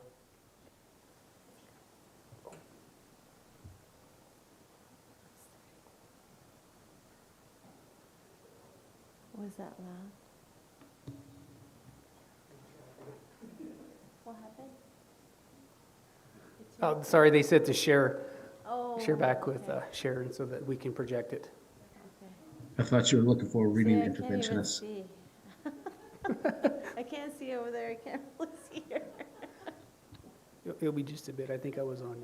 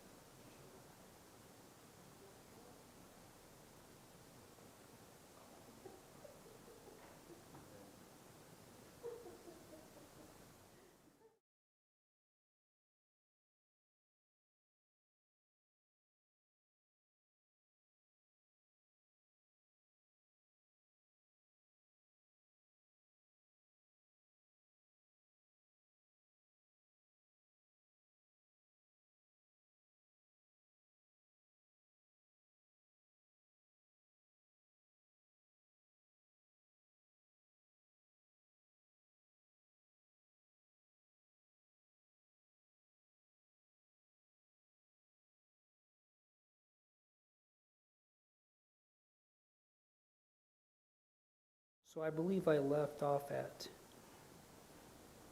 status in its programs and activities as required by federal and state equal opportunity / affirmative action regulations and laws and CCSD policies and rules. B, the Title IX coordinator is designated by the superintendent to receive and process internal complaints of discrimination on the basis of sex and gender for CCSD, complaints and discrimination, sexual harassment, sexual violence, and/or retaliation for reporting allegations of discriminatory conduct should be directed to the Title IX coordinator at switm@centralschools.org or submitted in person at the address listed herein. Complaints may also be filed with the Department of Education, Office of Civil Rights, the Equal Employment Opportunity Commission, and/or the New Mexico Human Rights Division. C, Title IX coordinator is responsible for ensuring compliance with Title IX in all state and federal laws addressing sex and gender-based harassment, including sexual assault, sexual exploitation, sexual intimidation, domestic violence, dating violence, stalking, and other forms of sexual violence based on sex, gender, sexual orientation, or gender identity. D, inquiries regarding Title IX should be directed to Michael Switch, Title IX Coordinator, 505-368-4984, extension 20212, P.O. Box 1199, Shiprock, New Mexico 87420. E, where a violation of CCSD policies, rules, or procedures is found to have occurred, CCSD will act to stop the conduct, prevent its reoccurrence, remedy its effects, and discipline those responsible in accordance with CCSD policy. F, no employee or student, neither in the workplace nor in the academic environment, should be subjected to discrimination. Even one incident of misconduct may constitute a violation of policy, rule, or procedure. CCSD expects students, faculty, and staff to treat one another and campus visitors with respect. G, whether an action is discriminatory under law and/or policy will be determined based on the specific facts of each case and the context under which the conduct occurred. Page 2. 1. Some conduct may be inappropriate, unprofessional, and/or subject to disciplinary action, but not fall under the definition of Title IX discrimination/sexual harassment/sexual misconduct as defined herein. 2. Action taken will depend on the nature and seriousness of the conduct alleged and proven. Part 2, Title IX notice. A, CCSD does not discriminate on the basis of sex or education programs or activities. Title IX of the Education Amendment Act of 1972 is a federal law that states, quote, no person in the United States shall, on the basis of sex, be excluded from participation in, be denied the benefits of, or be subject to discrimination under any education program or activity receiving federal financial assistance, end quote. B, Title IX prohibits 1. Sexual misconduct, sexual violence. 2. Sexual harassment, discrimination on the basis of sex or gender. 3. Stalking. 4. Domestic violence. 5. Dating violence. 6. Retaliation. C. Title IX applies to all CCSD students, staff, and faculty. CCSD policy requires reporting of any discriminatory or alleged discriminatory conduct by all, quote, responsible employees, end quote. Responsible employees include 1. Those with the authority to address and remedy sex-based discrimination and harassment, and/or 2, those with the responsibility to report misconduct to a supervisor and the Title IX coordinator, and/or 3, those who a student would reasonably believe have such authority or obligation. D, CCSD has, quote, actual knowledge, end quote, of discriminatory conduct when notice of sexual harassment or allegations of sexual harassment are made to the Title IX coordinator or any CCSD official who has the authority to institute corrective measures. E, in assessing Title IX jurisdiction over off-campus behavior as well as all other alleged discriminatory conduct, the Title IX coordinator will apply a two-pronged test. 1, does CCSD have control over the harasser? And 2, does CCSD have control over the context of the harassment on our property, in our programs, on land we lease or control, or at events we sponsor? A, CCSD reserves the option to take jurisdiction of off-campus misconduct when deemed necessary due to the involvement and or impact on student and or employees. B, discriminatory conduct alleged to have occurred outside the United States of America must be reported, but will be investigated as a policy violation, not as a Title IX policy violation. And at the bottom, there is a letter, a footnote, states CCSD policy requires reporting of reasonable employees of all conduct alleged or suspected to be discriminatory. Moving on to page 3, F, CCSD respond promptly to reports of sexual harassment in an education program or activity. G, the Title IX coordinator is charged with oversight of the resolution of Title IX complaints, as well identifying and addressing systematic problems and patterns of conduct arising from such complaints. The Title IX coordinator is authorized to appoint deputy Title IX coordinator or coordinators. Part 3, prohibition of sex discrimination, sexual harassment. A, CCSD is committed to providing a place of work and learning free of sexual misconduct, which includes sexual harassment, sexual misconduct, sexual violence, engaging in sexual behavior that is inappropriate, unwanted, unsolicited, and without consent is a violation of CCSD policy. B, sexual harassment under Title IX includes 1, quid pro quo, 2, quote, unwelcome conduct, end quote, of sexual nature that is reasonable person would fit, quote, so severe, pervasive, and objectively offensive, end quote, that is effectively denies someone equal access to an education program. Or 3, sexual assault, dating violence, domestic violence, or stalking. C, no student or employee either in the workplace or in the academic environment should be subject to unwelcome, non-consensual, non-verbal, verbal, or physical conduct that is of sexual nature.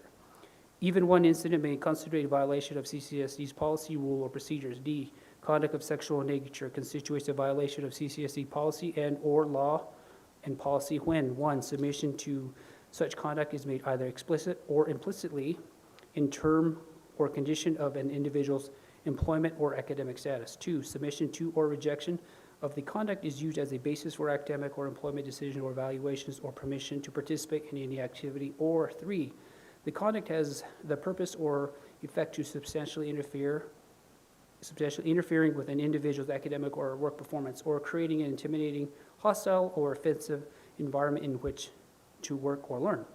Part 4, prohibition of retaliation.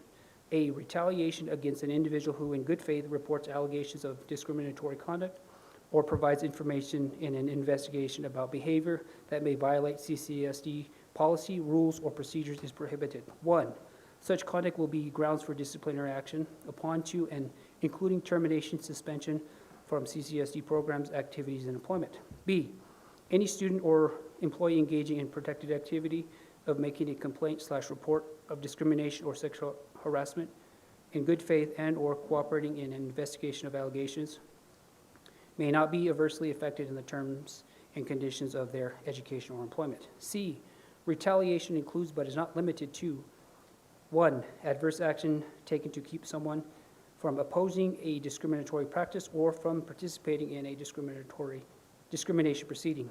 2, employment actions such as termination, refusal to hire, and denial of promotion. That was page 3 of 4. Now we're on page 4 of 4. 3, actions such as assault or unfounded threats or actual civil or criminal charges that are likely to deter a reasonable person from pursuing their rights. Or 4, an unfair or unjustified grade. Part 5, CCSD system-wide applicability sanctions. All students and employees are subject to, insert the policy here, students or employees found to have violated CCSD's anti-discrimination policies, rules, or procedures will be subject to corrective action commensurate with the severity of the violation in accordance with CCSD's violations or rules governing student and employees' discipline.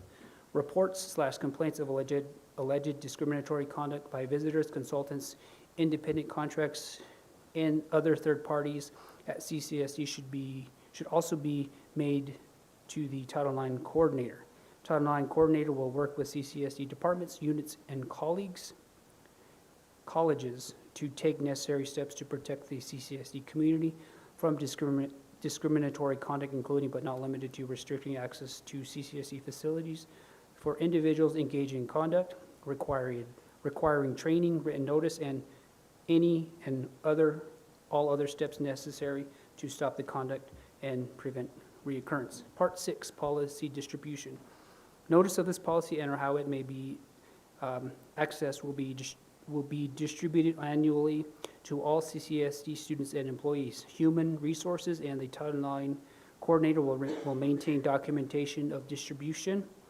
New employees will be provided with notice of this policy at the time of hire. Notice of this policy will be included in all students' All student and staff handbooks created at school sites as well as included in the employee negotiation agreement. Part 7, standard operating procedures for processing complaints of discrimination. The Title IX coordinator is authorized to issue and publish standard operating procedures. I think that's ampersand, right? Quote, SOP, end quote, ampersand. For processing complaints of discrimination with the approval of the superintendent/designee. SOPs will comply with applicable federal regulations, including the 2020 update to the Title IX regulation, any subsequent regulation changes, and any corresponding Department of Education guidance, which may subsequently be issued. The most current version of the SOPs may be found at ccsdnm.org. That concludes the policy.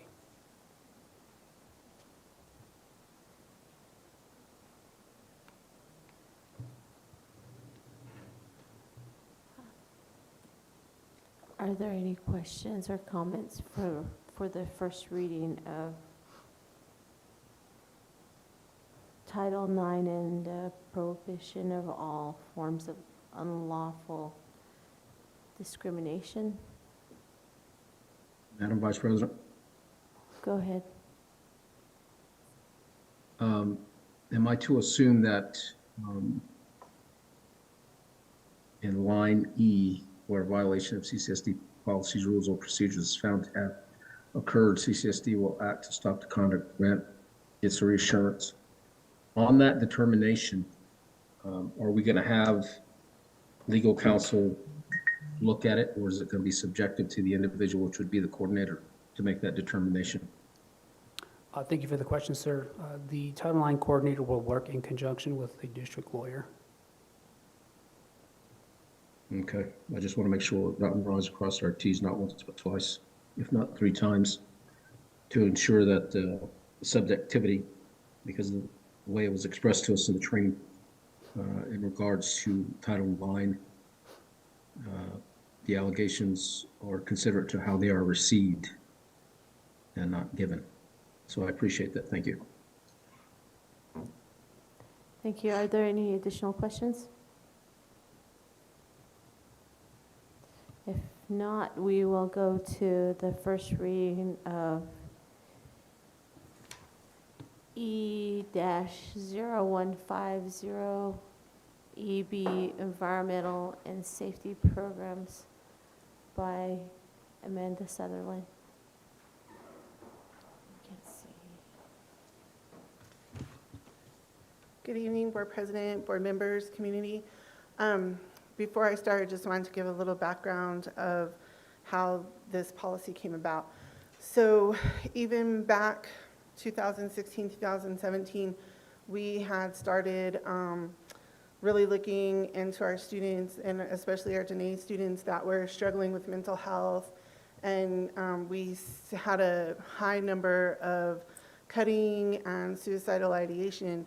So we luckily had Suzanne Ornelas on board, and was actually had the licensure that we could start doing the threat assessments.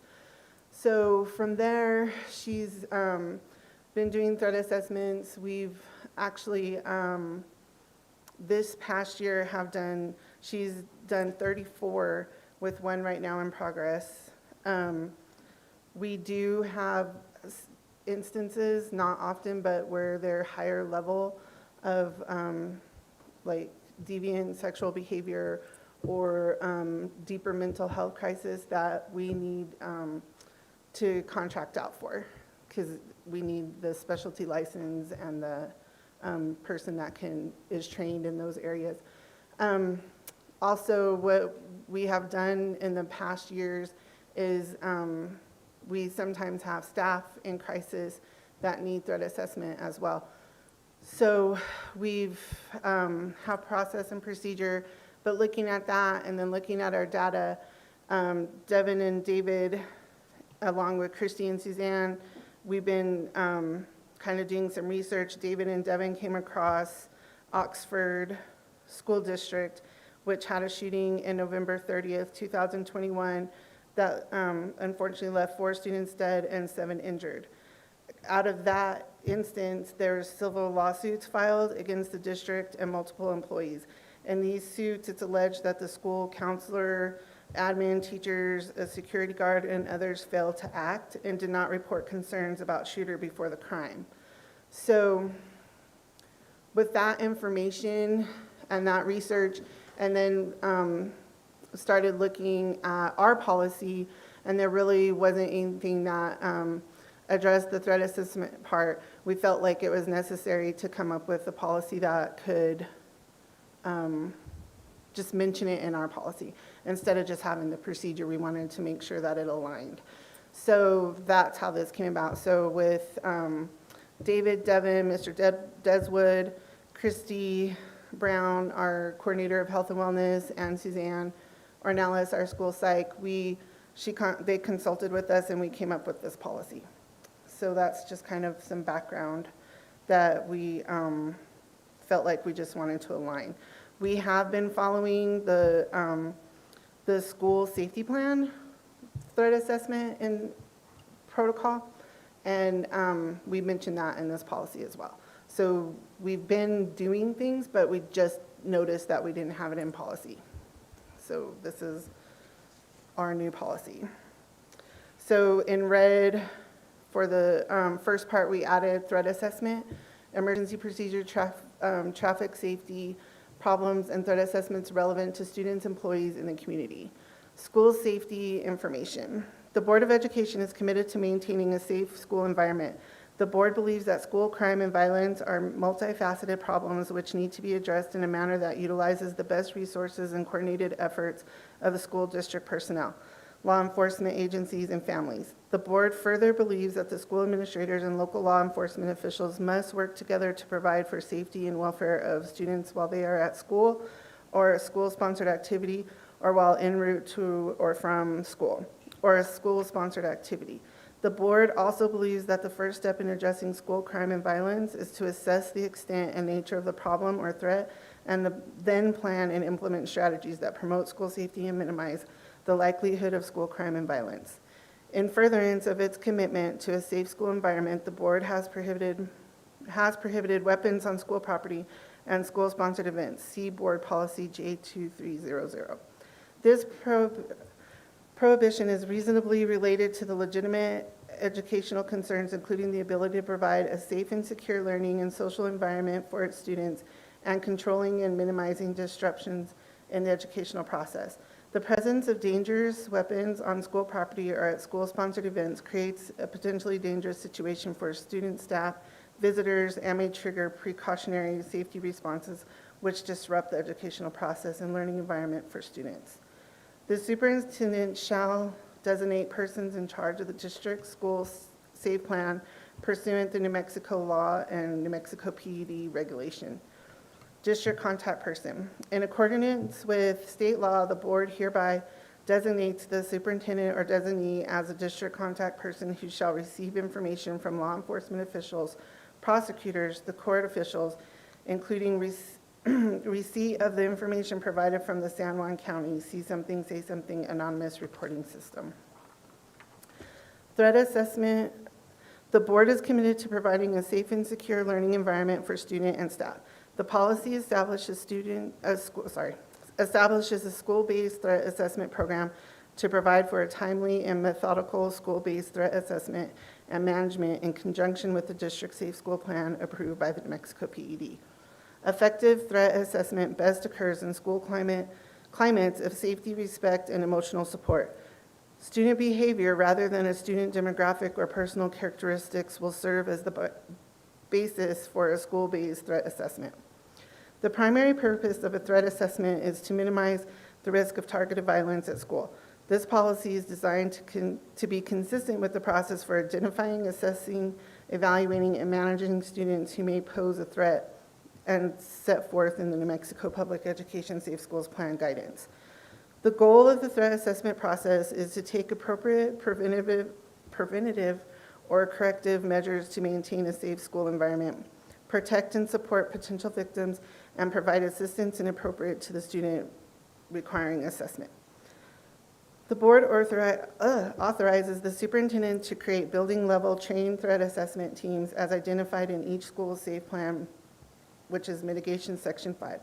Each school shall be headed by the principal and include a school counselor, school psychologist, instructional personnel, and, where appropriate, lead safety advisor and/or school resource officer. The team is empowered to gather information, evaluate facts, and make a determination as to whether a given student poses a threat of violence to a target. If any inquiry indicates that there is a risk of violence in a specific situation, the team may collaborate with others to develop and implement a written plan to manage or reduce the threat posed by the student in that situation. The team can start with as intensive of a plan as needed and then adjust based on progress. Timelines for review and progress can be short if needed. Through the process, we want the focus to ensure the student is connected to services and support systems that reduce likelihood of future threatening behaviors. The strategies selected should have the best potential for long-term preventive measures. Board employees, volunteers, so that should be a comma. Board employees, volunteers, and other school community members, including students and parents, shall immediately report to the superintendent or principal any expression of intent to harm another person or other statements or behaviors that suggest a student or employee or any individual may intend to commit an act of violence. Nothing in this policy overrides or replaces an individual responsibility to contact 911 in an emergency. Regardless of the threat assessment activities or protocols, disciplinary action and referral to law enforcement shall occur as required by state law. NMPED regulation and board policy. Threat assessment team members shall maintain student confidentiality at all times.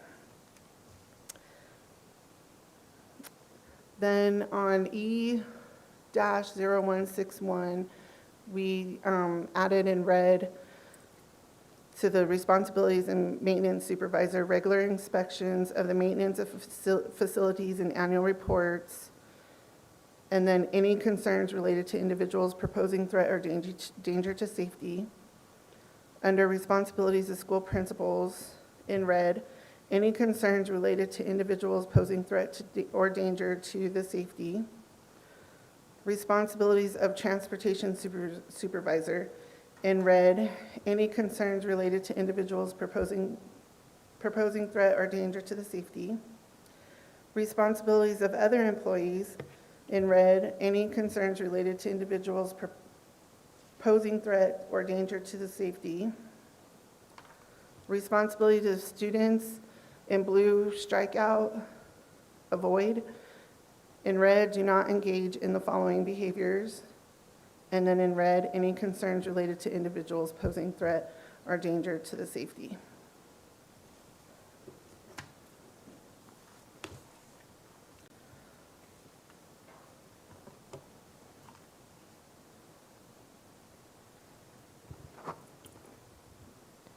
Can we get the, what was that? It was like an attachment somewhere it said it was referencing. What did it say? I think go back up. Go back up. It's like a table or something.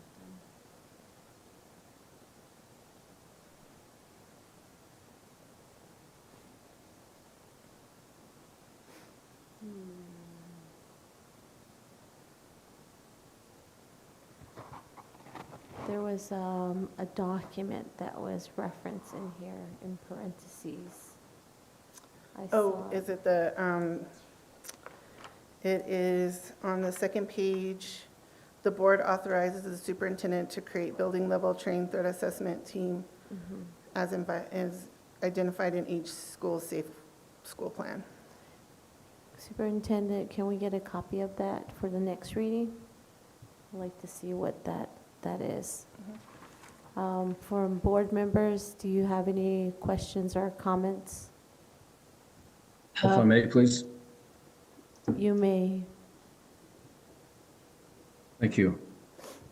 So right from the very beginning, environmental and safety program.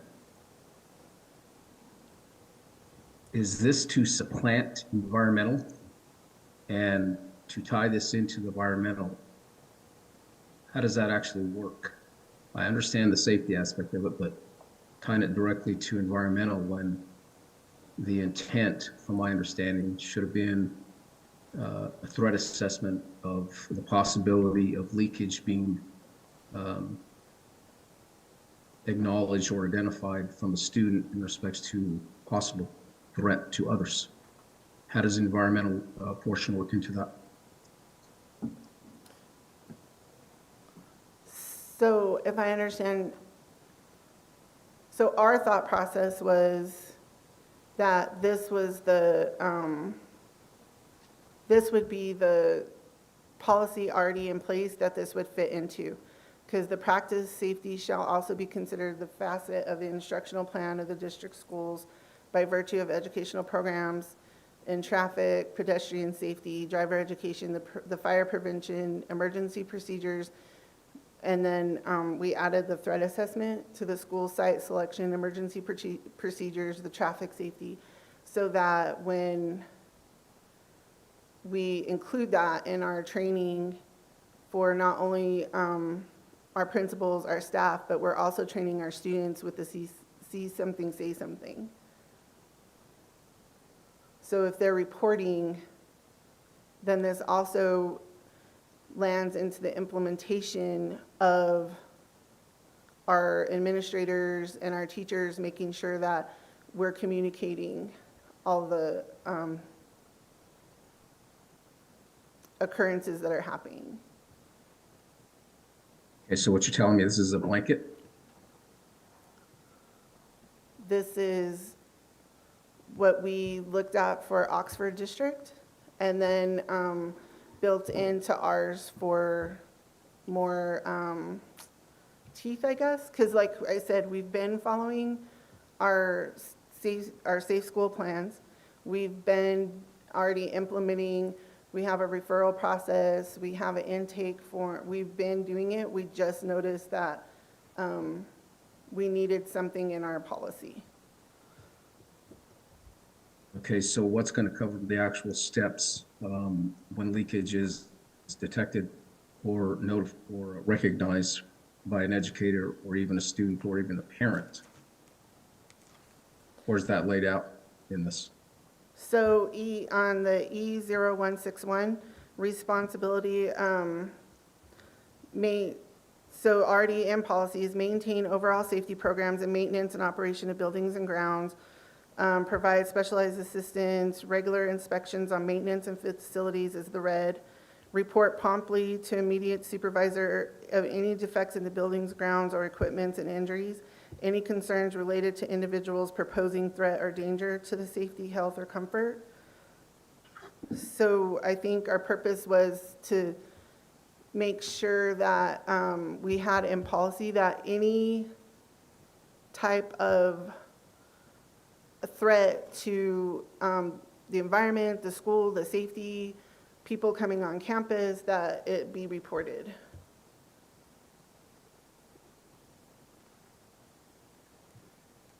Okay. I'm looking at the threat assessment and interventions dated September 13th, 2022 from Oxford, AG 8400A. Threat assessment and interventions, again, it goes to step 1, step 2, step 3, and then under those are subtitles, high level, medium level, low level threat. And it starts to define those. And it also incorporates who's supposed to respond, how they're supposed to respond, and how the communication is transpired throughout in respects to their safety policy. And I don't see, in comparing and contrasting theirs to ours, how the regular inspections on maintenance of facilities and annual reports is pertinent to the leakage of a student crying out for assistance. So, I see what you're saying. And we try to tie in, the New Mexico behavioral threat assessment process from the schools, the safety plans required by New Mexico PED. So that's where we have the level 1, the level 2, and the level 3. And then the school safety teams they've already established their safety team and their threat assessment team through this process, and then work the way through the level 1, level 2, level 3. If it gets to a level 3, then that's when we're doing our assessments. So we've done 34 this year.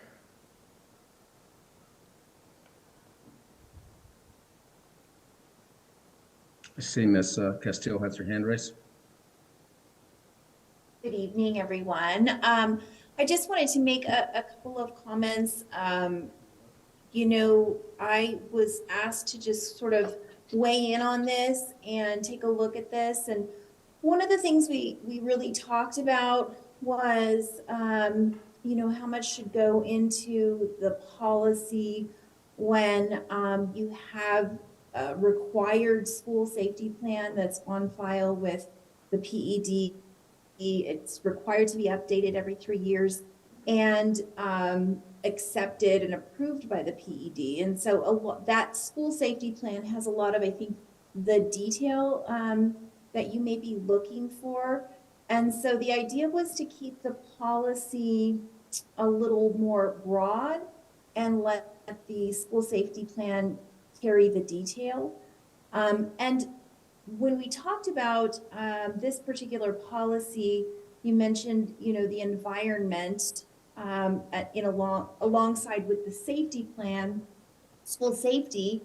You know, we discussed the ongoing need to review the facilities for safety, and I know that there's a plan in place, and that you regularly have POMs come out and you know, do audits of the facilities for safety purposes.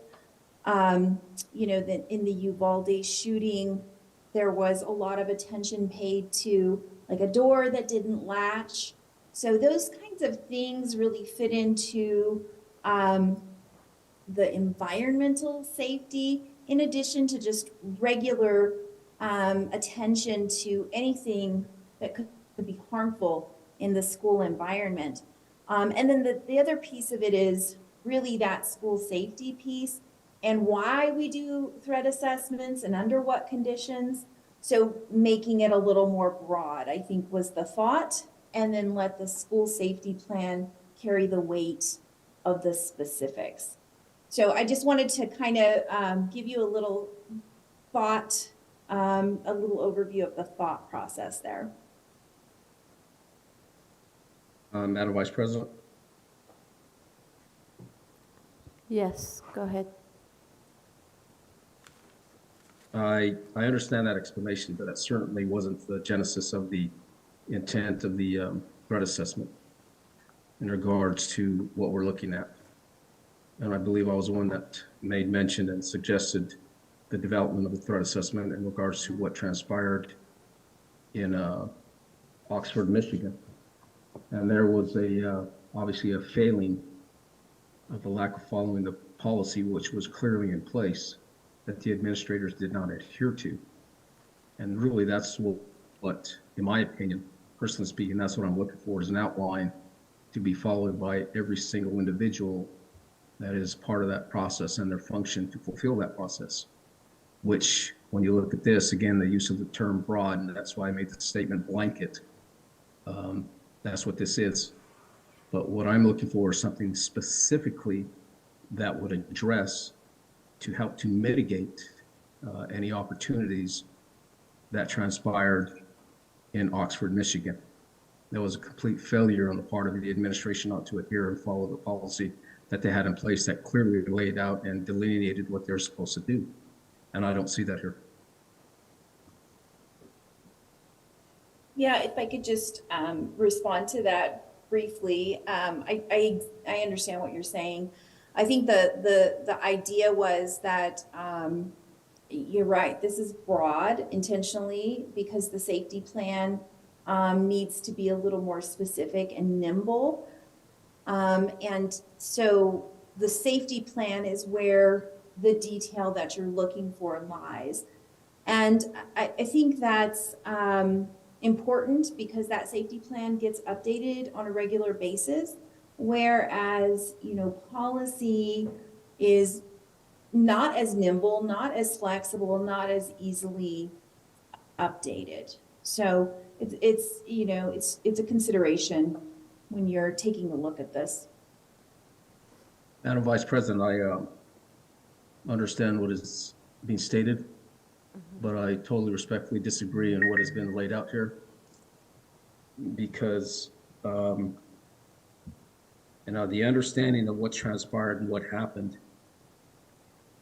and I believe it's the purview of the board to get the policy that they want. And again, this doesn't get anywhere close to what I had presented, trying to, again, the keyword being mitigate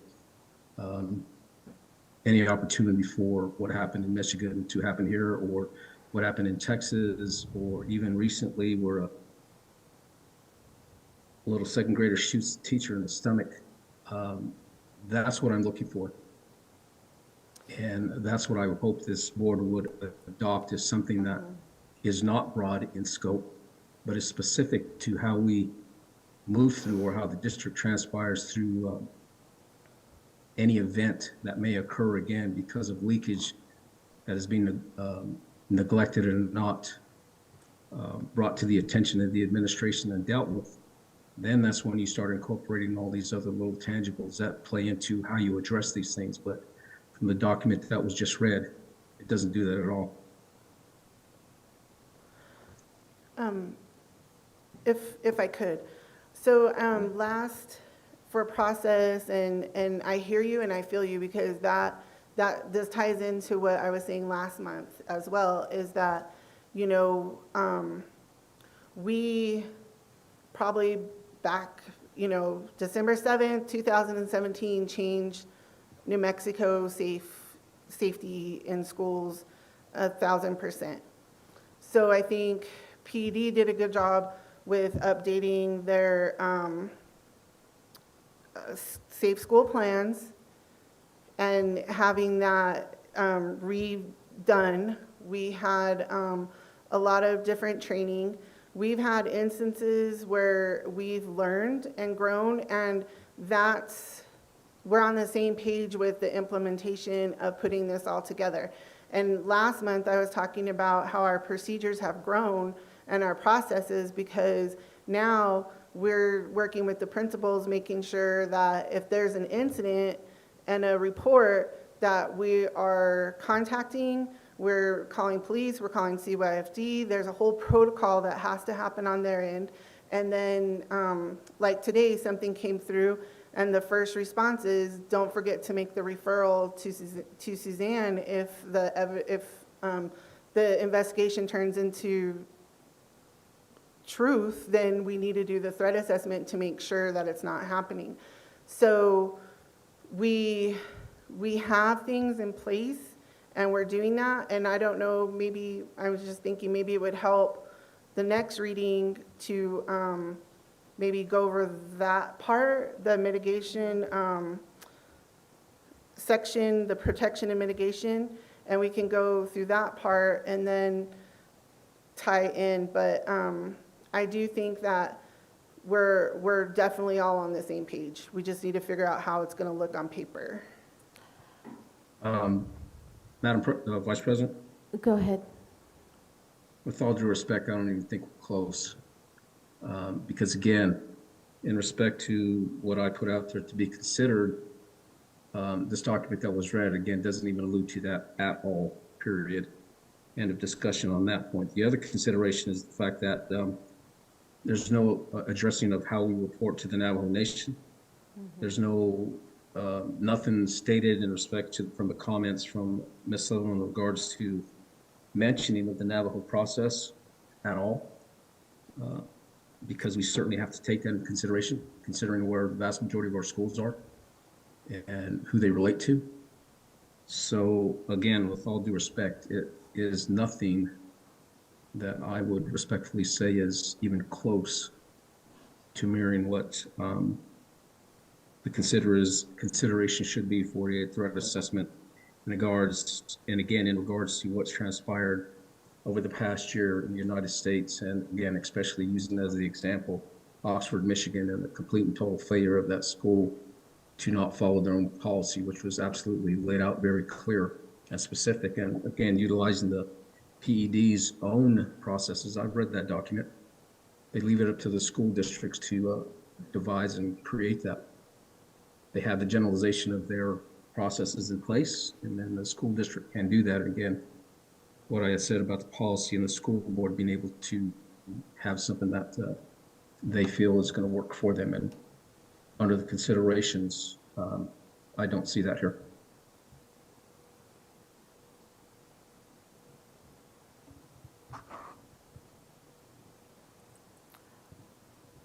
Well, Vice President, may I? You may, go ahead. Okay, so first off, in regards to policy, I believe that the board should have been involved in this when you guys were making up this revision of the policy, because the board are the policy makers. We make the policy. That's our job. And then also, there's confusion with the threat assessment. Threat assessment, there's at least 4 of them that are in the school safety plans. One of them is for mental health. And then the other ones are actual threat assessments against the schools and so on. So to put this all under one whole thing and just kind of make it, the word was mentioned by Mr. Montoya, a blanket, is not correct. And we do definitely need improvement.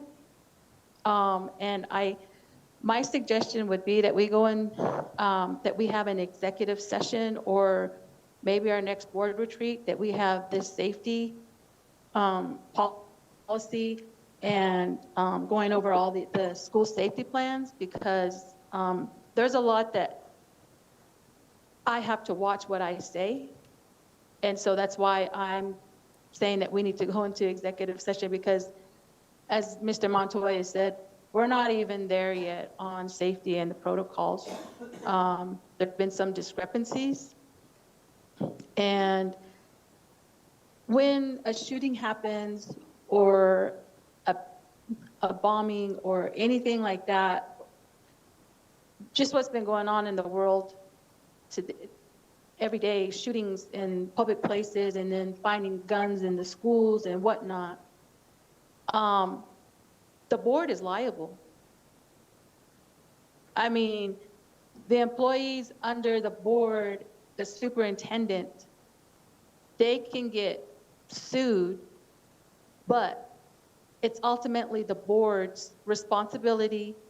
We're the ones that are responsible for enacting these policies and having the superintendent follow these policies. And I've been saying this for forever, since I've been with CCSD for safety, that we are not there. And why are we reinventing the wheel? There's already, I mean, every safety plan since I've been there, it's already done. I don't know why we're reinventing the wheel, taking on and using other analysis of another school district who doesn't even have our geographical situations. I mean, it's kind of ridiculous to go off somebody else's, another whole, that doesn't even have a reservation. And it doesn't even have our type of location, our demographics to model. And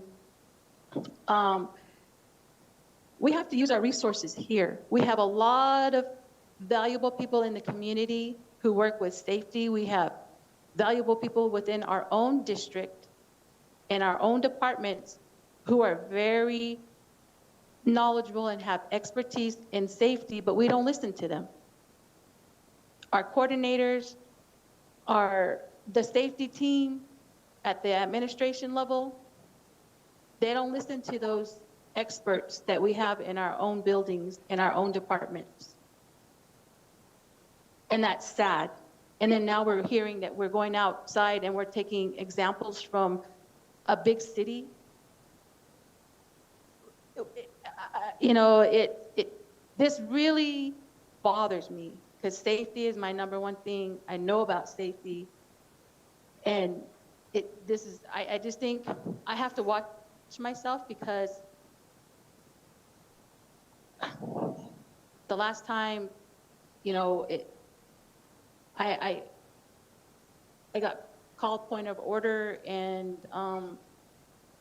I just think that we need to go into have an executive session in the coming future, or have it at our board retreat, because we're not there yet. And I've seen, I mean, there's been some times that we've had some situations that it was handled pretty well, and I give props for that. But when we go back and look at it on paper, it's not there. And we don't need to reinvent the wheel. Like I said, we're exuberating time,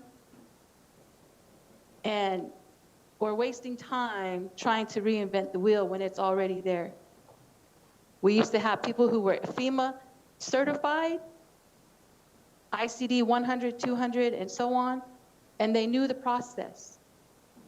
And we had those documents. And it's just, we need to have, I don't know if Ms. Chappelle's still on, but I think she knows what I'm trying to say. But I have to watch what I say, but we are not there yet. And like I said, the board, we're the policy makers. And when these policies are brought up and redone,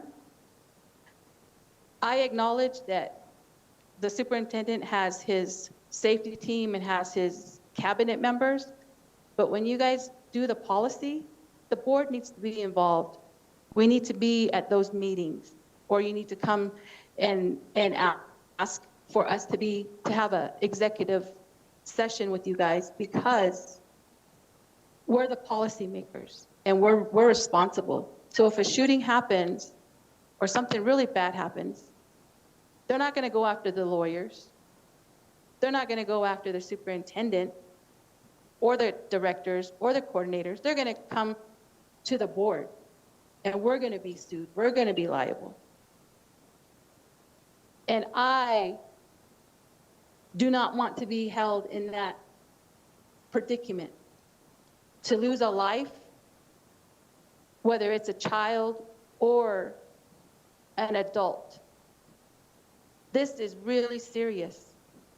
With all the shootings that we've been hearing every day on the news, I mean, this is really serious. We have little kids in elementary showing up with guns in schools, like in Albuquerque, whatnot. This is serious. We can't control what happens in the environment in a home. What we can control is what comes onto our campus and what comes on into our buildings. That's what we're responsible for. And we have to do something. But the board is the policymakers. So if Ms. Chappelle can help me here, but I think that we need to have in the soon, maybe the next board retreat or the next board meeting, this needs to be put in the executive session. Thank you. Mr. Superintendent, do we have another board retreat that's scheduled? Okay. Okay. I think that we'll have to include that in the next board meeting. Thank you.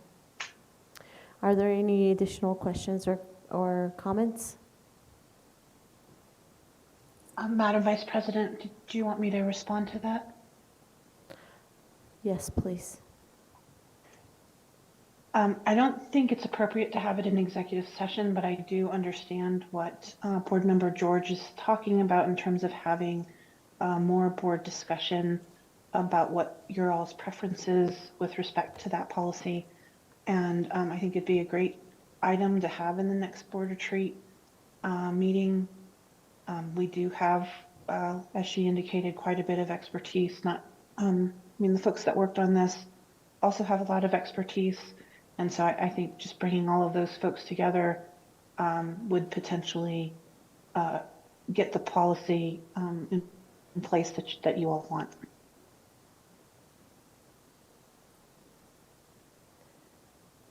I agree. I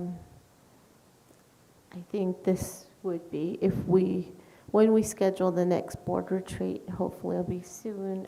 Superintendent, can you please include this on the agenda?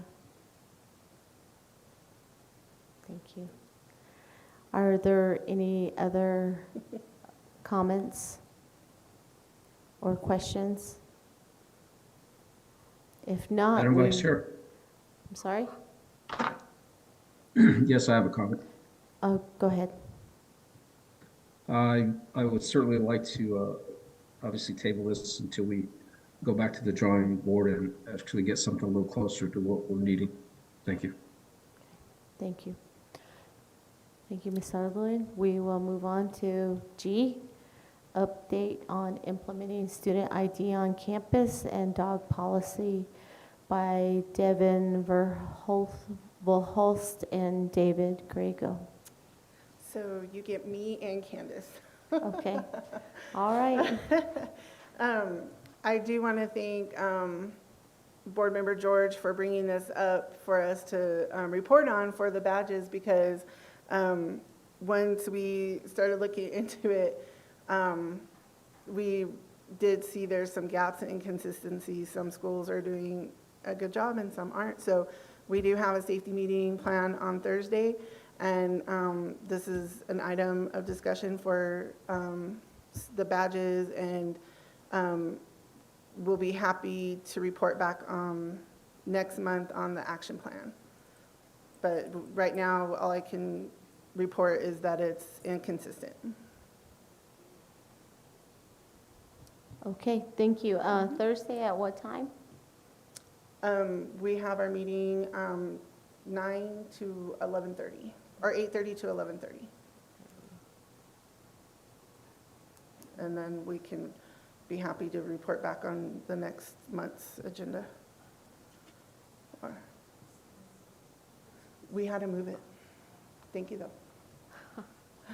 Okay, thank you. They're normally on Wednesdays. And that's just the student ID portion, Yeah, correct? and Okay. then Candace knows more about the Dog dog policy. policy. Yeah. Okay, thank you.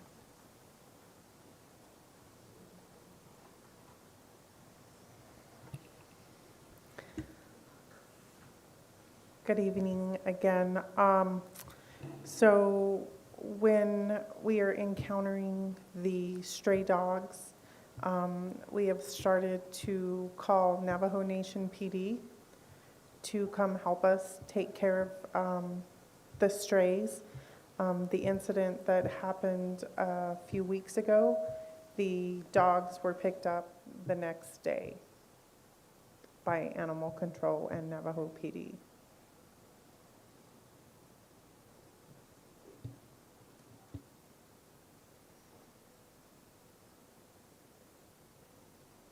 I think at the previous board meeting, I'm the one who asked for this. I was wondering, well, I had requested a protocol to be set up, like an SOP also, the standard operating procedure for all bus drivers when there's an incident or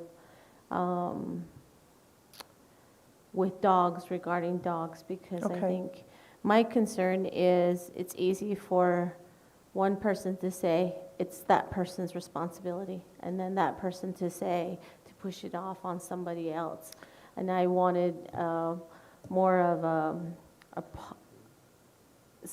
policy, not written out like what we heard earlier, but step-by-step Just process a process that the our bus drivers are following. So if there is an incident with a dog on site, the bus driver will call dispatch, and we will, they will then notify, in the past, we had been notifying animal control with little to no response from animal control. We have worked with Deputy Chief Red Horse in getting numbers of the officers to call directly so that we can have those issues addressed with the dogs. But Vice President Haskey, I will work with the safety team along with our transportation director and have an outline for you either at the next school board meeting to present to you, or we can also email it to the board members. Okay.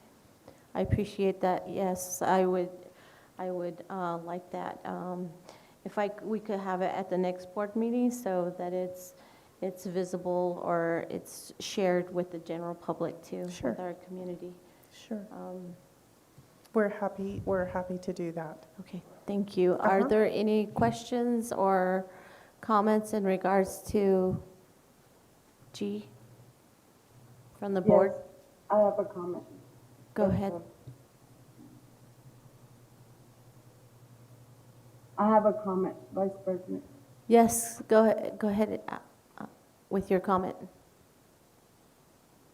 So on this item here,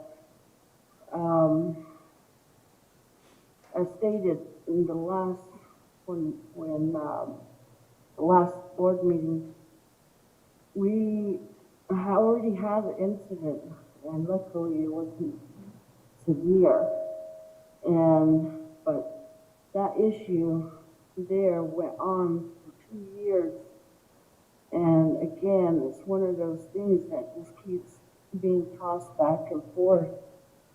And then it's lucky that the bus driver intervened at one point, but there again, it was he's going against his rules or what the rules of a bus driver, and especially leaving the bus unattended or leaving the driver's seat. And I'm asking that if we, knowing that we live in these rural areas and there is dog issues, and are we able to, if we know of such cases, that if we're able to have another rider where that rider can escort, or as in the last board meeting was, I asked if it's possible the students can be given pepper spray. And so those were my questions, and on how to start dealing with this, because as I said, we're lucky that this last incident wasn't as bad, and really like to be proactive in this, and you know, Navajo Nation can pass the laws and things like that, but as far as in the meantime, you know, you have these issues and you can't wait on them. And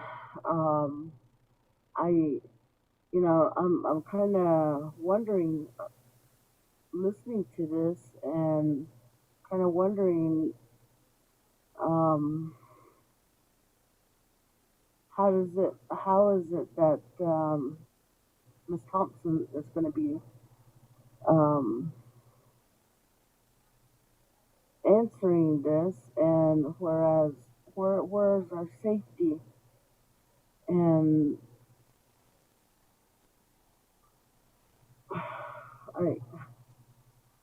I'm kind of disappointed, and you know that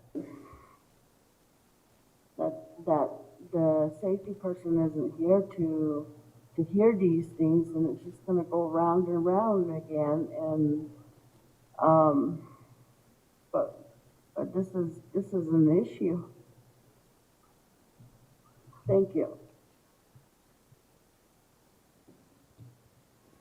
You may answer the question. Board President Aspis, I'm not sure that you heard me clearly. I had relayed to Vice President Haskey that myself, along with the safety team and our transportation coordinator, would all sit down and get a standard operating procedure put in place and present it to the school board at the next meeting. Did you hear that, President Aspis? Yes, I did, and but that's why I'm saying the agenda. Looking at that, the presenters was not Thompson on there, and I wanted to hear from our safety what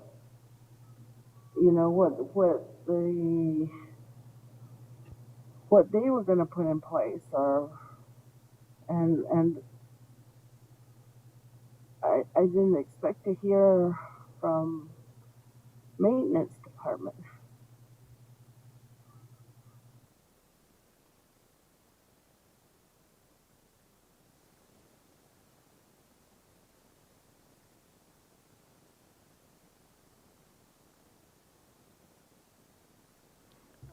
President Aspis, if I understand correctly, your concern is that the safety team was not here to present that tonight.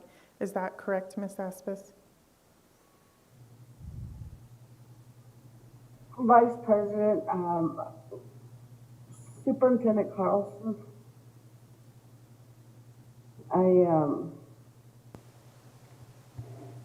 again, I go back to the agenda on who was supposed to present, and it's it's our safety. I can't say his name, Verholst or whatever. I'm not saying it right, but it would have been nice to hear coming from him. And am I correct in this? No, you can't hear you. So his name is Devin Verhulst. You said that correct, Board President Aspis. So, Board President, are you asking to have the safety team, Devin Verhulst, no, I can't even say it. Verhulst and David Griego give the report per what's on the agenda? Yes, and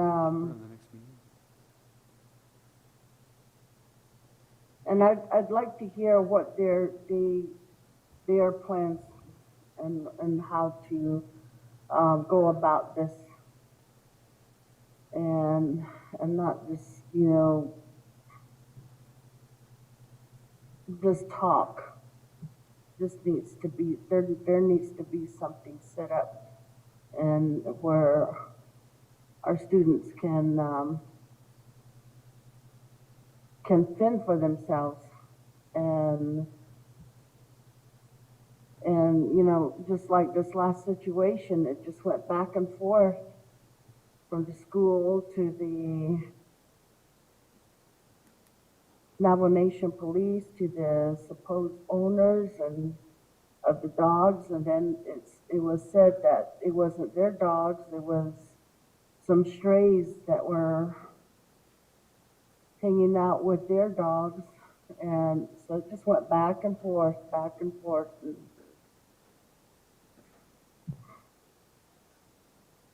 Thank you. Thank you. Superintendent, can you have that included in our next agenda? Yes, ma'am. And then to also answer President Aspas's question in regards to what their plan is. Are there any additional questions or comments in regards to letter G? If not, we will move on to H, the Memorandum of Understanding between Four Corners Regional Educational Cooperative and Bond Wilson Technical Center by Edward Guerrilla. Yes, you got it.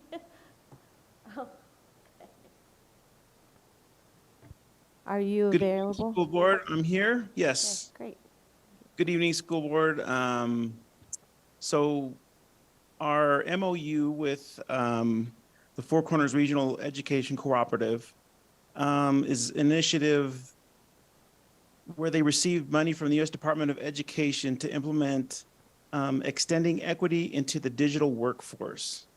And essentially what it is a research project to expand access to online IT courses and provide business mentoring for students attending early college high schools in New Mexico. And so since Bond Wilson has an early college high school designation, we are eligible for this initiative.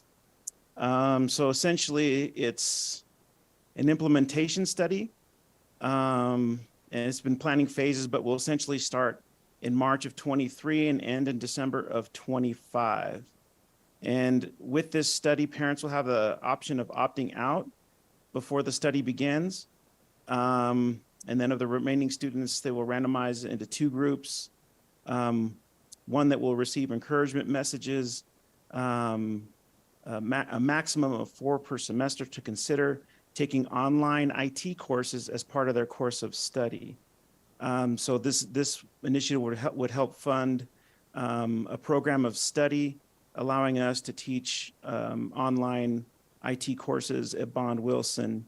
And so I have contacted San Juan College because they do offer online IT certificates. And they have a couple of different options, one of them being cybersecurity. So our students could potentially have an opportunity to receive an online IT certification in cybersecurity. So essentially, to participate, our district, Mr. Carlson, would sign the MOU and work with we'd work with the coordinator to gather basic information from our students in partnering. And the benefit from doing that is that we would receive promotional resources to solicit enrollment in the online IT courses, and then also receive $40,000 annually for the next 2 years to support recruitment, program supply needs, course materials, and technology resources. And I do have Veronica Sanders on this call. She's part of this initiative and could also answer any questions that you might have about this particular initiative.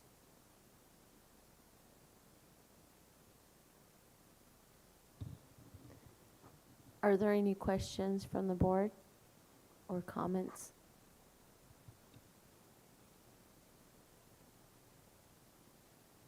I have a comment, Vice President. Go ahead.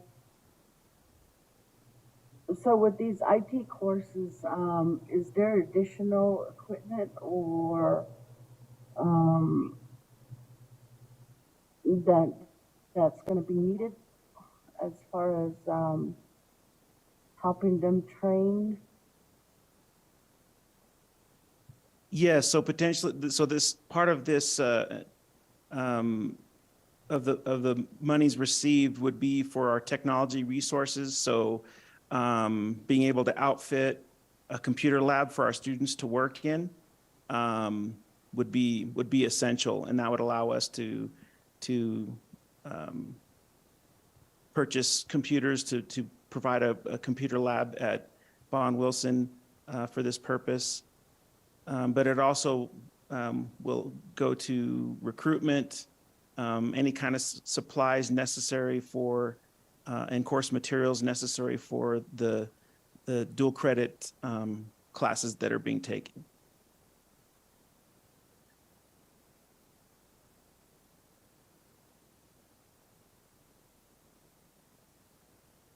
This, I don't know if you want to call it certification when they complete it. What is the ideal time spent in there to get some type of certification? A high school student, would it be their sophomore year or does that work?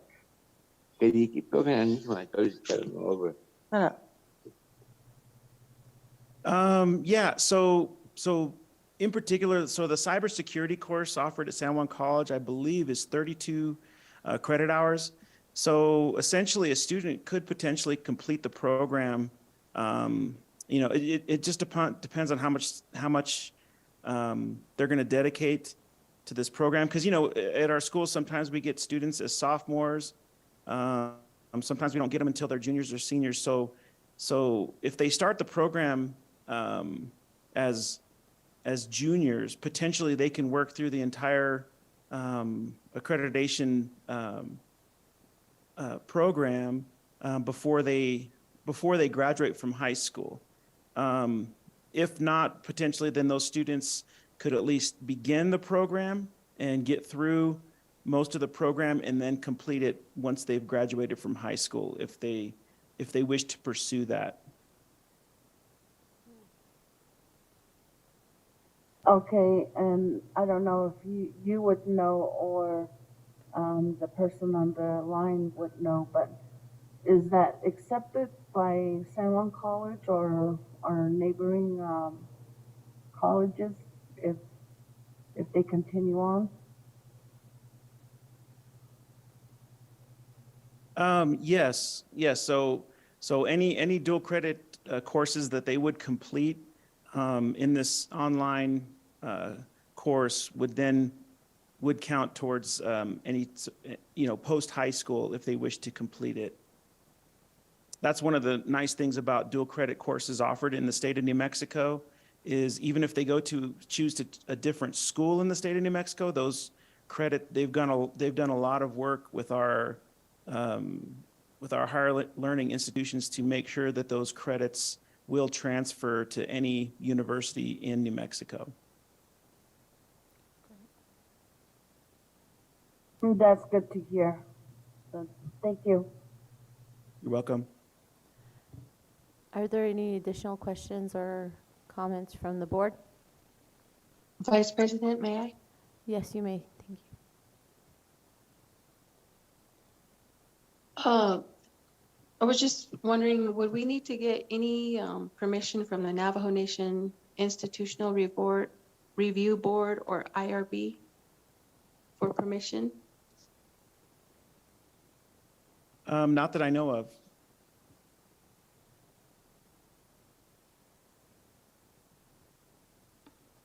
If I may, Madam President, Superintendent Carlson, and members of the board, this is Veronica Sanders, and I apologize I had to call in tonight. But to answer that question, if you do find that you require an IRB for that, we have found that some of our school districts that are participating do require it. We have submitted that. We've received approval for Las Cruces Public Schools. We are currently in the process and hope to hear in like the next day or so as far as Albuquerque Public Schools. But we have received IRB approval from the federal government. So that is going through our school districts fairly easily. If you do require that, we can take care of that with our researchers and get that out fairly quickly. Our turnaround time on that has been pretty quick. So we can do that if you do find out that you need that. Yes, if you could, that would be greatly appreciated. Thank you. Sure. Mr. Girola, I'll get with you on that in the next day or so. Thank you. Are there any additional questions or comments from the board?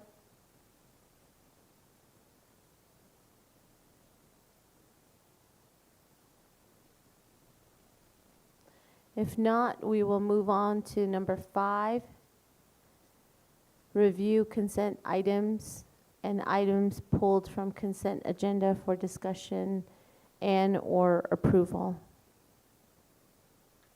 A, possible item removed from a consent agenda. Do we have any?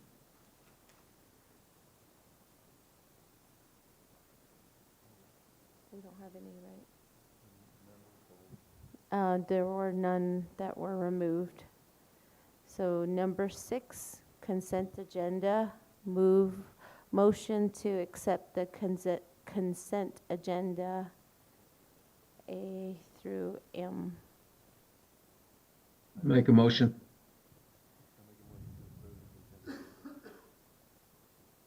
It's been motioned by Secretary Wells.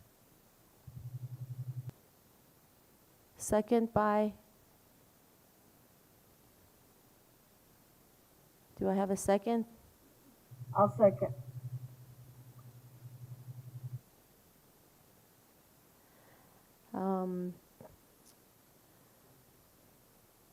President Aspis? How do you vote? Roll call. Yes. Secretary Wells? Yes. Board Member Montoya? Yes.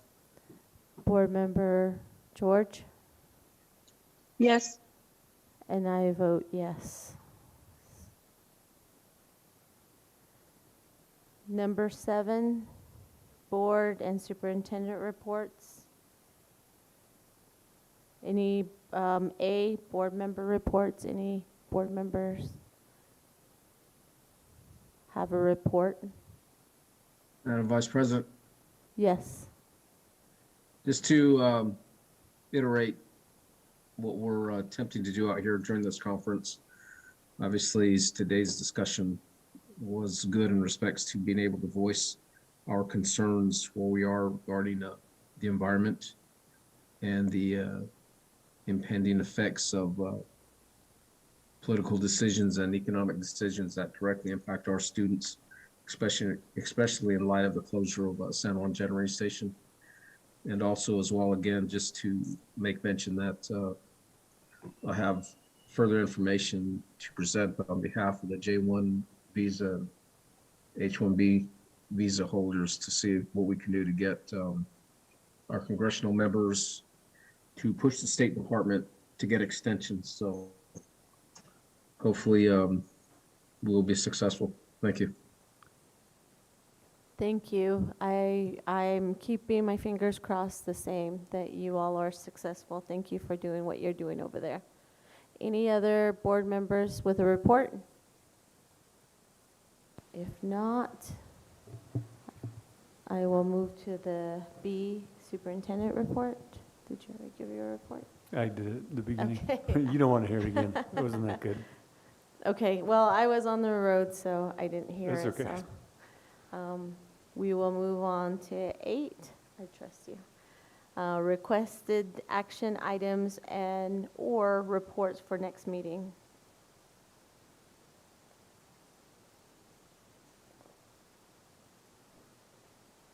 Is there any items that board members want to be added to the next meeting? Aside from what we have, you have the list? I have a item. Go ahead, President Aspis. So I really want to keep on this light, the light at Mina Hinsad, and want to update information and and also including the exterior lighting of the boardroom, both boardrooms.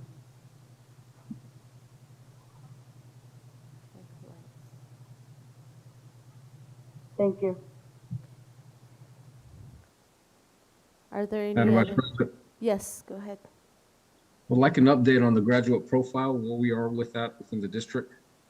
So I know we invested quite a bit of time with that program, went into the communities and got surveys. So I'd like to know where we are.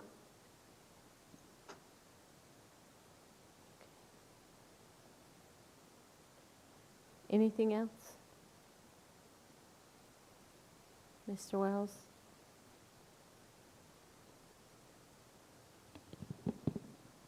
I have nothing at this time.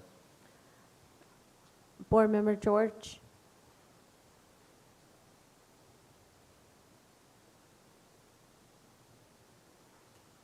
No, I don't. Thank you. Okay.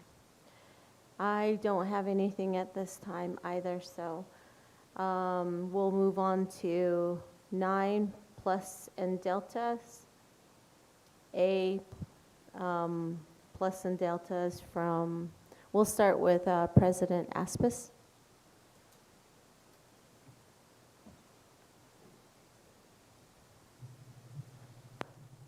Yes, I'd like to say that plus, I believe is, being out here and having the conversations that we are, and the sessions that are happening. I've spoken to another executive person of NCAI, and and just sitting down and talking with her, and it's been eye-opening, and she was very, very concerned after letting her know our situation. And but overall, this morning they had the state of Indian Nation, similar to the state addresses that the president will give, and State of the Union address. This was for Indian Nation, and that was this morning, and just hearing that as of this morning there was 174 tribes that are within this coalition, and um, they're really aiming for the rest of the 500 and plus recognized tribes across the nation, and so there's a lot of work to do, and they would really would like to see other tribes join and help support, and so that looking at our own tribe, um, you know that's something that we could bring back. Uh, and as far as, I mean, this whole closure of the power plant is made us look at all these fundings that are needed now, which is impact aid, and we're still not 100% in or equal in that funding.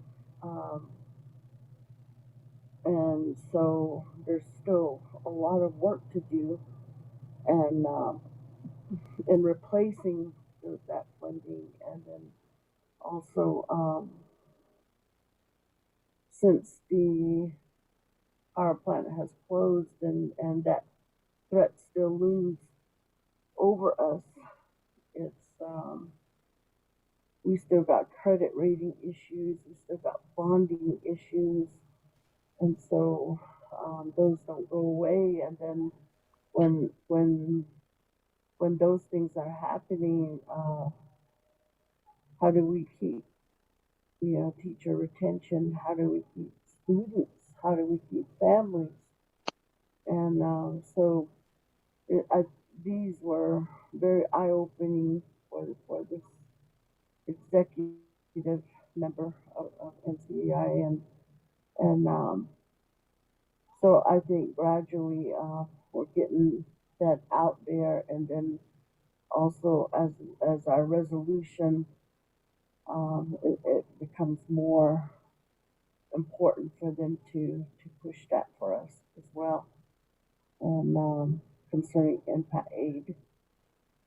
So those were big pluses, and the deltas. I just wish the rest of the board was here, and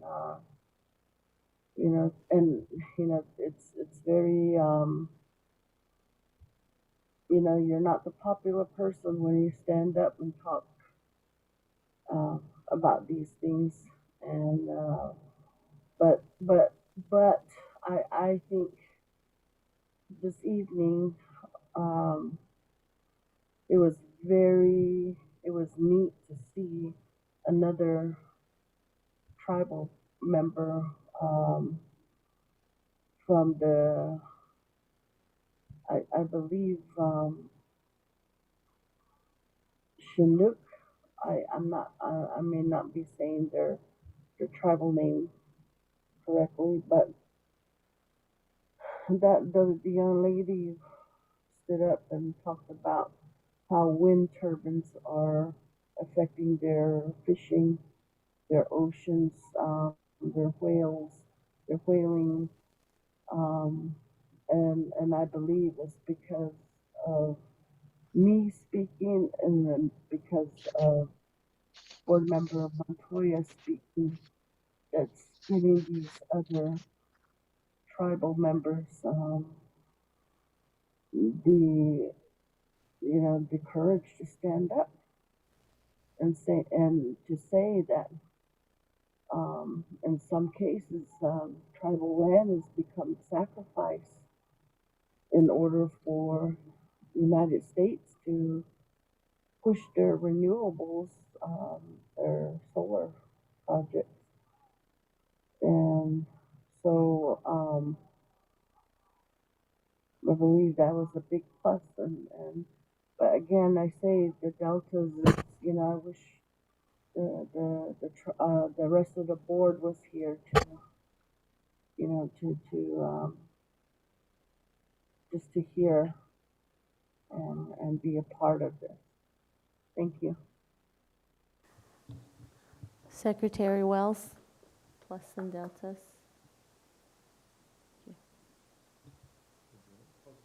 Plus delta. I have nothing to add. Board Member George.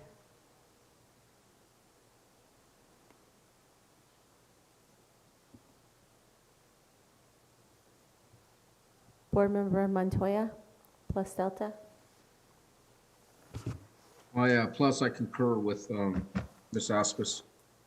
I think the more people hear, and it's really not a antagonistic perspective to push back on their views of environmentalism, because we all want the best, but at the same time, the realization of at what cost and to who. So for us, it's direct impact on our children and their education. So with that, again, like I said, I concur with Ms. Aspis, and the delta for me is a presentation of the threat assessment, which obviously we need some work. So with that, thank you. Thank you. And then for plus delta, plus I appreciate our colleagues, President Aspis and Board Member Montoya being in DC and representing CCSD. Thank you, much appreciation to you both for speaking out for for our school district and for our students. And Deltas, I think I wish I worked closer to this building, so it wouldn't take me so long to get here. So, but I appreciate everybody who's been on here, and thank you so much for the people who left, the directors that were here. Thank you for taking time out and being here in person. So with that, I will. Vice President, real quick before you adjourn. Sure, yes. Sorry, I sent you a text, but I just noticed on the consent agenda that it looks like one of the Bond Wilson MOUs was left off from last week. I believe Mr. Gurula had two. So I think just wanted to make a note that we'll need to bring that back for next time. Okay. Can you? And that was the MOU between Bond Wilson and NTU. I'm just not seeing it on here. Sharon said it's on there. Letter K. The one with Four Corners Regional Yes, is on there, but there yes. were two of them. So the one with said there's NTU two. is not on here. But we can, I just wanted to make a Okay. note of that so that we can bring it back on the next one. Okay. Yes, you're right, correct. I just saw Sharon nod her head. So that's a Delta. No, I'm kidding. I'm kidding. No, it's just. So we'll put that it on for happens. next time. So. It happens. It was confusing because they were similar. Yeah, They're both Bond Wilson. So. With all these, I can see that. So, is that it?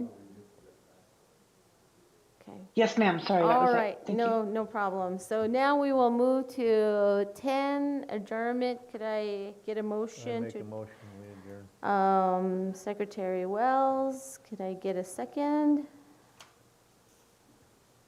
Second. Board Member Montoya, roll call. President Aspis?